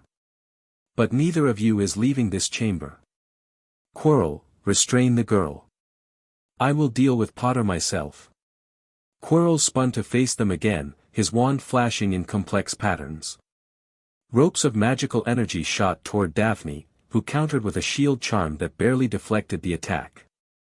Harry responded by sending a wave of pure void energy at Quirrell, not attacking directly but disrupting the magical currents around him, making further spellcasting momentarily impossible. Get the stone. Daphne called, engaged in maintaining her shield against Quirrell's renewed assault. The mirror is the key. Harry backed toward the mirror, maintaining his disruption field around Quirrell while trying to understand the enchantment controlling the stone's concealment. The void revealed a complex network of intention-based magic. The mirror would give the stone only to someone who wanted to find it but not use it. As he stood before the reflective surface, Harry saw himself, not fighting or defending, but smiling confidently. His mirror self reached into a pocket and withdrew a blood-red stone, winked, and returned it to the pocket. As this happened, Harry felt a sudden weight in his own pocket. Somehow, the stone had transferred from the mirror to his possession. He has it. Voldemort shrieked, clearly perceiving what had happened through some magical means. Seize him. Quirrell lunged forward, momentarily breaking through Harry's disruption field. His hands closed around Harry's throat, but the moment his skin made contact, he screamed in agony. Smoke rose from his fingers, the flesh blistering and cracking as if burned by intense heat. "Master, I cannot touch him." Quirrell cried in pain and confusion. "Then kill him with magic, fool," Voldemort commanded. But Harry had already recovered from the surprise attack. Understanding now that direct physical contact caused Quirrell pain, he dropped his staff and grasped Quirrell's wrists with both hands. The effect was immediate and devastating. Wherever Harry's skin touched Quirrell's, the possessed professor's flesh burned and disintegrated. Voldemort howled in fury as his host body began to fail, the physical form literally crumbling under Harry's touch. With a final, desperate effort, Quirrell attempted to wrench away, but Harry held firm, instinctively channeling the void's purifying energy through the contact. "This ends now," Harry declared, allowing the void to flow freely through him for the first time since the sorting. His eyes darkened to bottomless black, and tendrils of shadow light curled around his body. "You don't belong here, Tom Riddle. Return to the void from which all magic comes and to which all must eventually return." As Quirrell's body disintegrated completely, a shrieking spectre rose from the ashes, Voldemort's spirit, forced out of its host. The wraith-like form lunged at Harry in a final attack, passing through his body in a sensation of ice-cold hatred. For a moment, Harry felt Voldemort's corrupted consciousness brush against his own, a vision of bottomless rage, fear, and obsessive desire for control. Then the void within him surged in response, repelling the invasion with such force that the spirit was thrown backward, howling in thwarted fury. "This isn't over, Potter," the spectral voice promised as it fled through the chamber wall. "Your void won't save you next time." As the chamber fell silent, Harry sagged to his knees, drained by the intense magical exertion. Daphne rushed to his side, supporting him as he struggled to regulate his breathing. "Are you all right?" she asked urgently, examining him for injuries. "I'll be fine," Harry assured her, though the confrontation had taxed him more than he wanted to admit. But Voldemort escaped. Again. "You stopped him from getting the stone," Daphne pointed out, helping him to his feet. "That's what matters right now." Harry nodded, retrieving his staff and drawing the Philosopher's Stone from his pocket. The blood-red crystal pulsed with internal light, its magic ancient and complex, a different sort of immortality than Voldemort's corrupted Horcruxes, based on transformation rather than division. "We need to get this somewhere secure," he said, pocketing the stone again. "And then prepare for what comes next. Voldemort knows I can counter him directly now. He'll change tactics, become more cautious but also more determined." As if summoned by his words, the chamber door burst open. Professors Dumbledore and McGonagall rushed in, wands raised, followed by Selene Nightshade and Thaddeus Wraithwood of the Umbral Covenant. "Harry!" Dumbledore exclaimed, taking in the scene with remarkable calm. "I see we are too late for the main event." "Quirrell is dead," Harry reported directly. "Voldemort was possessing him, as we suspected. He escaped as a spirit form when his host was destroyed." Dumbledore nodded gravely. "And the stone?" In answer, Harry produced the Philosopher's Stone from his pocket. "Safe. The mirror worked exactly as designed. It gave me the stone because I wanted to find it but not use it." "Most extraordinary," Dumbledore murmured, examining the stone without touching it. "Nicholas will be relieved, though I fear the stone's security has been irrevocably compromised." Selene Nightshade stepped forward, her formal manner slightly softened by evident concern. "Emperor, you faced the fractured one directly. Are you injured?" "Magically drained, but otherwise intact," Harry assured her. "Voldemort has some knowledge of void magic, corrupted, twisted, but effective enough to temporarily disrupt my control." This news clearly disturbed both Covenant representatives. "That is, unexpected," Thaddeus admitted. "The texts suggest void knowledge was carefully guarded from those with unbalanced intentions." "Someone failed in that guardianship," Selene said grimly. "We must accelerate your training, Emperor. If the fractured one can manipulate even distorted void energies, the danger is greater than anticipated." As the adults discussed implications and next steps, Harry found himself leaning more heavily on his staff, the adrenaline of combat fading to leave bone-deep exhaustion. Daphne remained at his side, her steady presence a grounding force amid the swirling discussions of strategy and security. "This will change everything," she murmured for his ears alone. "The Ministry can't ignore direct confirmation of Voldemort's continued existence, and your role in opposing him will elevate the Emperor title from ceremonial to functional." Harry nodded wearily. The political ramifications hadn't been his primary concern, but she was right, the ripple effects would be significant and far-reaching. The Council would need to be fully briefed, his training intensified, and the hunt for remaining Horcruxes accelerated. "Mr. Potter requires medical attention and rest," McGonagall interrupted the strategic discussions with practical concern. "Whatever plans must be made can surely wait until morning." Dumbledore conceded this point, and their group made its way back through the obstacle course, now being systematically deactivated by additional professors who had arrived as reinforcements. The Philosopher's Stone was temporarily entrusted to Dumbledore for safekeeping until a permanent solution could be arranged with Nicholas Flamel. By the time they reached the entrance hall, a crowd had gathered, students awakened by the commotion, council members who had implemented emergency protocols, and ministry representatives including an apoplectic Corvinus Blackthorn. "What is the meaning of this chaos?" Blackthorn demanded, confronting Dumbledore directly. "Unauthorized magical combat, evacuation protocols, students out of bed, the minister will hear of this immediately." "Indeed he should," Dumbledore agreed calmly. "Please inform Minister Fudge that Lord Voldemort attempted to steal the Philosopher's Stone tonight, possessing Professor Quirrell to do so. Mr. Potter prevented the theft at considerable personal risk. I believe commendations rather than accusations are in order." Blackthorn's face cycled through several expressions, disbelief, horror, calculation, before settling on cautious neutrality. "These are extraordinary claims, Headmaster. The Ministry will require full investigation and verification." "Of course," Dumbledore nodded amiably. "I suggest we convene an emergency session of the Wizengamot tomorrow. The Supreme Emperor of Magic has demonstrated his title's meaning tonight, and Wizarding Britain must respond accordingly." The formal use of Harry's full title sent a ripple through the assembled crowd. It was one thing for the Sorting Hat to declare such a grand designation, it was quite another for Albus Dumbledore, Chief Warlock of the Wizengamot, to officially recognize it in the context of defending Britain from Voldemort's return. Harry, too exhausted to engage with the politics of the moment, allowed himself to be escorted to the hospital wing by Daphne and his council members, all of whom looked both worried and fiercely proud. As Madame Pomfrey fussed over him, applying healing potions and diagnostic spells, he reflected on how dramatically his position had changed in a single night. He had moved from anomaly to defender, from curiosity to champion.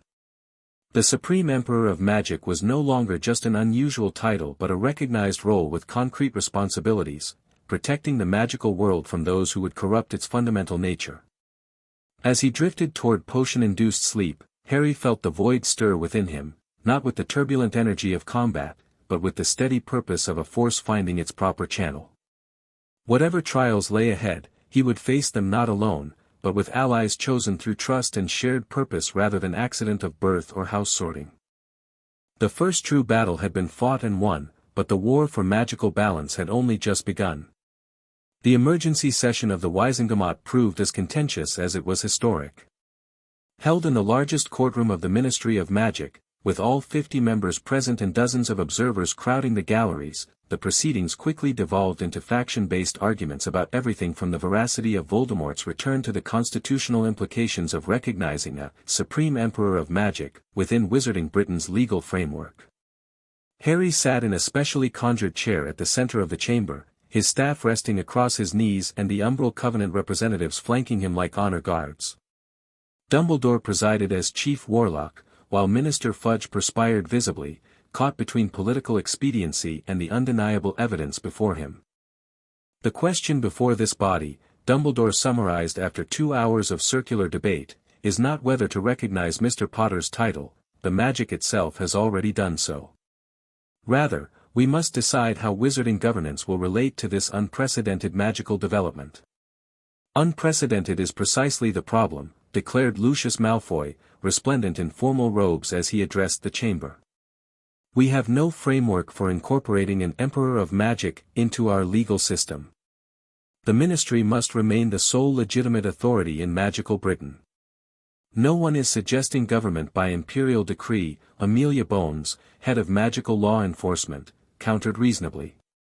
But we cannot simply ignore the magical significance of what has occurred.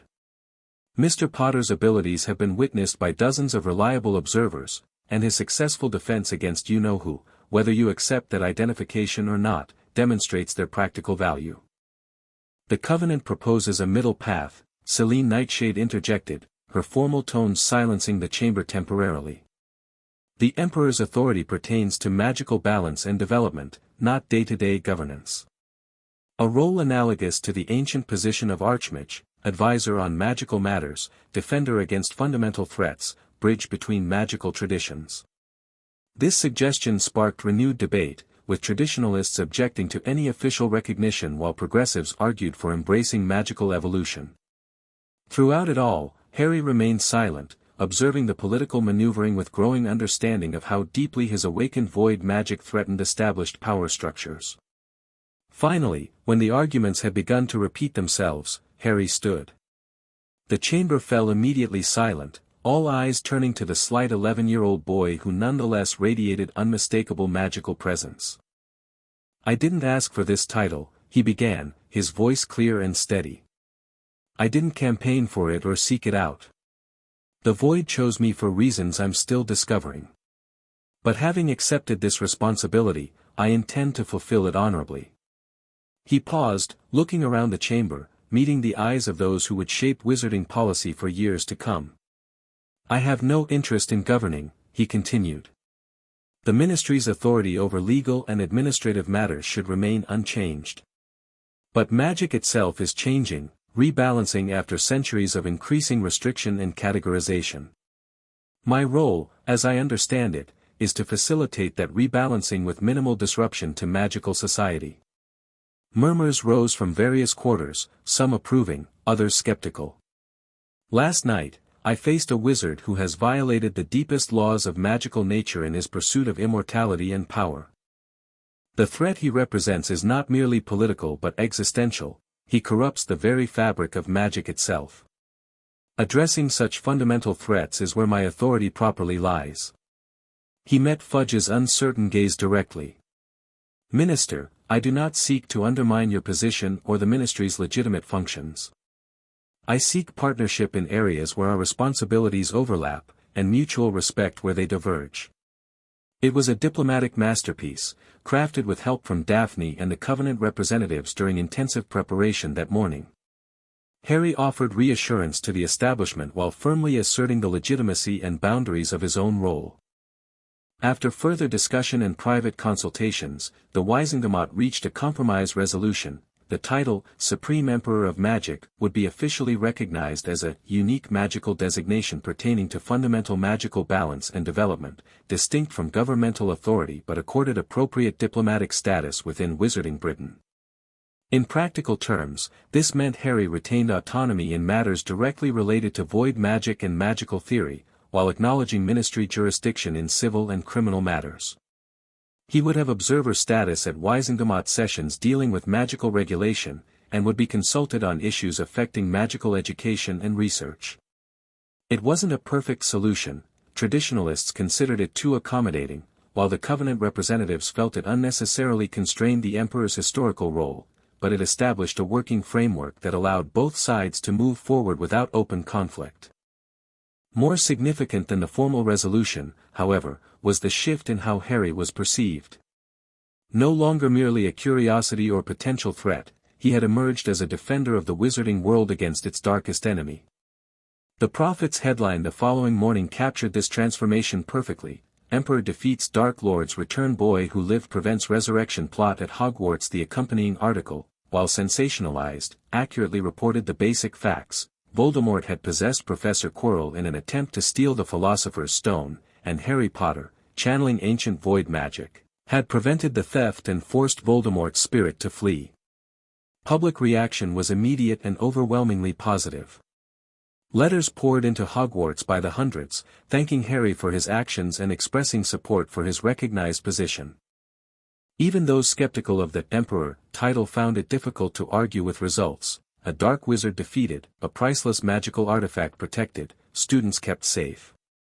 Within Hogwarts itself, Harry's status underwent a similar transformation. Students who had been wary or suspicious now greeted him with respect bordering on reverence.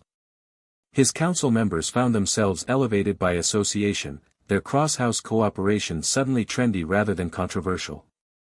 "It's getting a bit ridiculous," Ron complained good-naturedly during a council meeting the following week. 3 different first-years asked for my autograph yesterday. Me. Because I sit at the same table as you. Consider it practice for future fame, Blaise suggested with his typical dry humor. When the Emperor's inner circle inevitably achieves historical significance. Historical significance wasn't exactly what I signed up for, Justin pointed out. I just wanted to help improve interhouse relations. And now you're part of magical history's pivot point, Hermione observed, looking up from the stack of books she'd been consulting. That's the thing about inflection moments in historical development, they're rarely recognized by participants until afterward. The council had indeed become more than its original purpose. With Harry's encouragement, they had expanded their role to include magical research, defensive training, and coordinating communication between students, staff, and the wider magical community. Daphne, though still not officially a council member, had become Harry's acknowledged partner in magical research and strategic planning. Their connection had deepened through shared danger and purpose, evolving into a relationship that transcended conventional labels. They worked together seamlessly, her practical knowledge of magical traditions complementing his intuitive understanding of the void. As May turned to June, Harry divided his time between 3 major priorities: accelerated training with both Dumbledore and the Covenant representatives, strategic planning for locating and cleansing the remaining Horcruxes, and preparing for the inevitable political aftermath of the Wisenamots' decision. The first of these priorities led to significant advancements in his void manipulation abilities. Under the combined tutelage of Dumbledore's practical wisdom and the Covenant's ancient knowledge, Harry learned to channel the void with increasing precision and versatility. He could now create semi-permanent shadow constructs, tangible objects formed from solidified void energy that remained stable for days without his direct attention. He mastered the art of void stepping, moving instantaneously between locations by passing through the void itself, bypassing conventional space. And he developed unprecedented sensitivity to magical signatures, able to identify specific individuals' magic at considerable distances and through significant barriers. The Horcrux hunt proved more challenging. Despite the blood map's general indications of locations, pinpointing the exact objects required extensive research and careful planning. Dumbledore focused on historical investigation, trying to identify significant items Voldemort might have chosen as soul vessels, while Harry worked with Daphne on refining void techniques for detecting and cleansing them. The political dimension demanded attention Harry would have preferred to direct elsewhere. Corvinus Blackthorn, though somewhat chastened by events, remained a constant presence, monitoring Harry's activities and filing regular reports to multiple ministry departments. Lucius Malfoy, having failed to block official recognition of Harry's title, began cultivating allies for what he called the Magical Preservation League, a coalition dedicated to protecting traditional magical practices from destabilizing innovations. Against these challenges, Harry relied increasingly on his inner circle, the council members, Daphne, and the Covenant representatives who had proven their loyalty. Together, they navigated the complex terrain of magical politics while maintaining focus on the fundamental threat Voldemort represented. As the term approached its end, one final confrontation remained inevitable, the formal accounting of Harry's actions before the combined authorities of Hogwarts and the Ministry.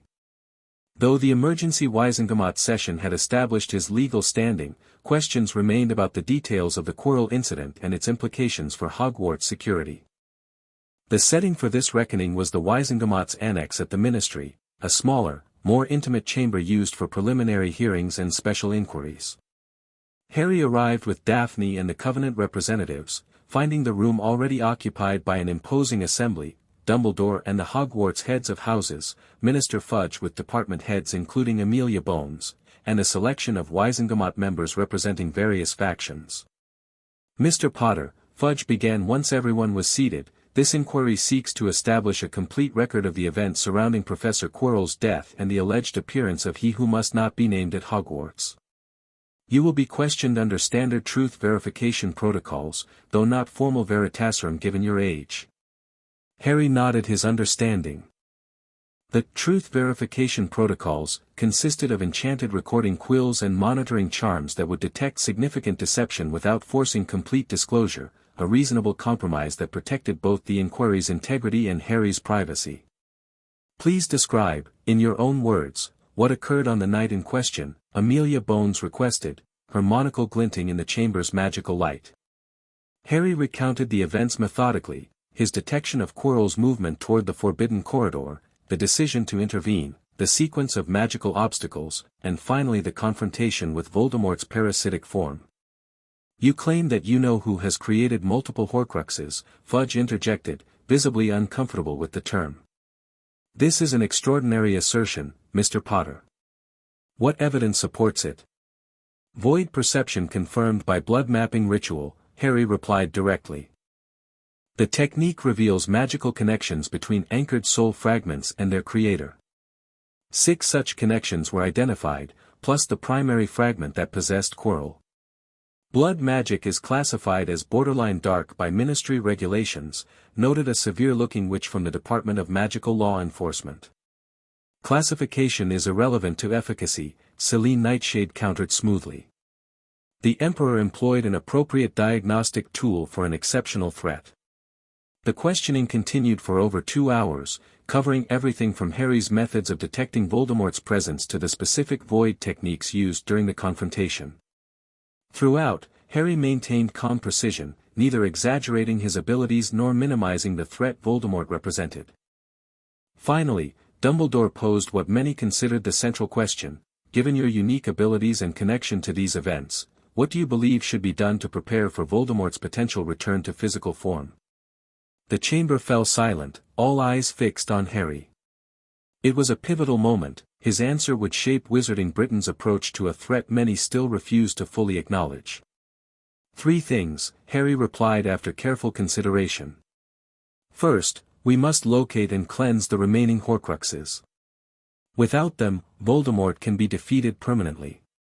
Second, we need to reintegrate magical knowledge that has been suppressed or forgotten, not dark magic, but fundamental techniques that work with magic's natural patterns rather than forcing it into rigid categories. And third, we must heal the divisions within magical society that Voldemort exploited last time: house rivalries, blood prejudice, the isolation of magical beings. Ambitious goals, Amelia Bones observed neutrally. Necessary ones, Harry countered. Voldemort's power comes from exploiting imbalance, magical, social, political. Restoring balance in all 3 domains is the most effective defense against what he represents. The discussion that followed revealed the fault lines in Magical Britain's leadership, those who favored aggressive preparation versus those who preferred minimal acknowledgement of the threat, traditionalists opposed to any change in magical education versus progressives eager to incorporate void principles, political opportunists versus genuine public servants.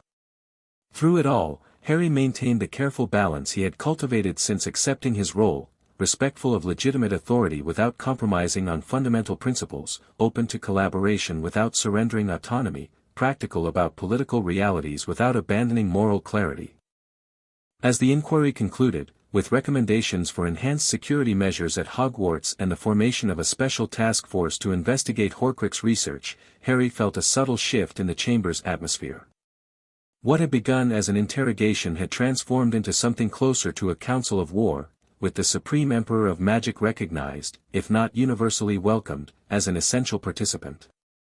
Outside the Ministry, as Harry prepared to return to Hogwarts for the final days of term, Daphne voiced what many were thinking but few had articulated directly: they're starting to understand what Emperor really means, she observed, watching Ministry officials disperse with thoughtful expressions. Not a ruler imposing his will, but a focal point where magical currents converge and stabilize. Some understand, Harry agreed, feeling the weight of his staff, both physical and symbolic, in his hand. Others still see only the potential for disruption to their comfortable arrangements. Those who resist balanced change eventually face chaotic collapse, Thaddeus Wraithwood noted philosophically. The question is how many must suffer before the lesson is learned. As they departed for Hogwarts, Harry reflected on the extraordinary journey of his first year, from unwanted orphan to magical focal point, from confused first year to defender against darkness. The void had awakened within him for purposes still unfolding, connecting him to traditions and responsibilities he was only beginning to comprehend. Whatever challenges the summer and beyond might bring, he would face them not as the frightened boy who had once lived in a cupboard, but as the supreme emperor of magic, not ruling through dominance, but leading through understanding of magic's deepest nature. The void had chosen him not for power, but for balance. And in a world threatened by those who would corrupt magic for personal gain, that balance had never been more essential. Chapter 4, Void Ascendant Voldemort orchestrates his return, attempting to merge with the void himself. Ancient prophecy revealed, when Emperor and heir converge, magic itself shall be reborn. Final confrontation with Morgana's disciples who summon her spirit to challenge Harry. Harry's counsel proves their loyalty in battle against overwhelming odds. The Void Codex completes itself, revealing the true purpose of the Emperor. Not to rule but to renew. Harry and Daphne complete a ritual merging their magical cores, stabilizing his powers. Voldemort's ritual backfires, creating a magical cataclysm threatening Britain. Harry must embrace his full powers, risking losing his humanity in the process. Dumbledore's final guidance helps Harry find balance between void and humanity. End conflict. Harry faces Voldemort and Morgana simultaneously in a battle across multiple planes of existence, culminating in a rebirth of magic that heals rather than conquers. Key antagonist development. Corvinus Blackthorn begins as a Ministry hardliner but evolves into a reluctant ally as he witnesses Harry's integrity. Lucius Malfoy, political manipulator who genuinely believes Harry represents the end of their way of life. Morgana's disciples, a cult that grows from fringe to mainstream as fear spreads. Voldemort evolves from seeking Harry's destruction to coveting his power, ultimately becoming a cautionary example of void corruption. Morgana's spirit, the final boss antagonist, an ancient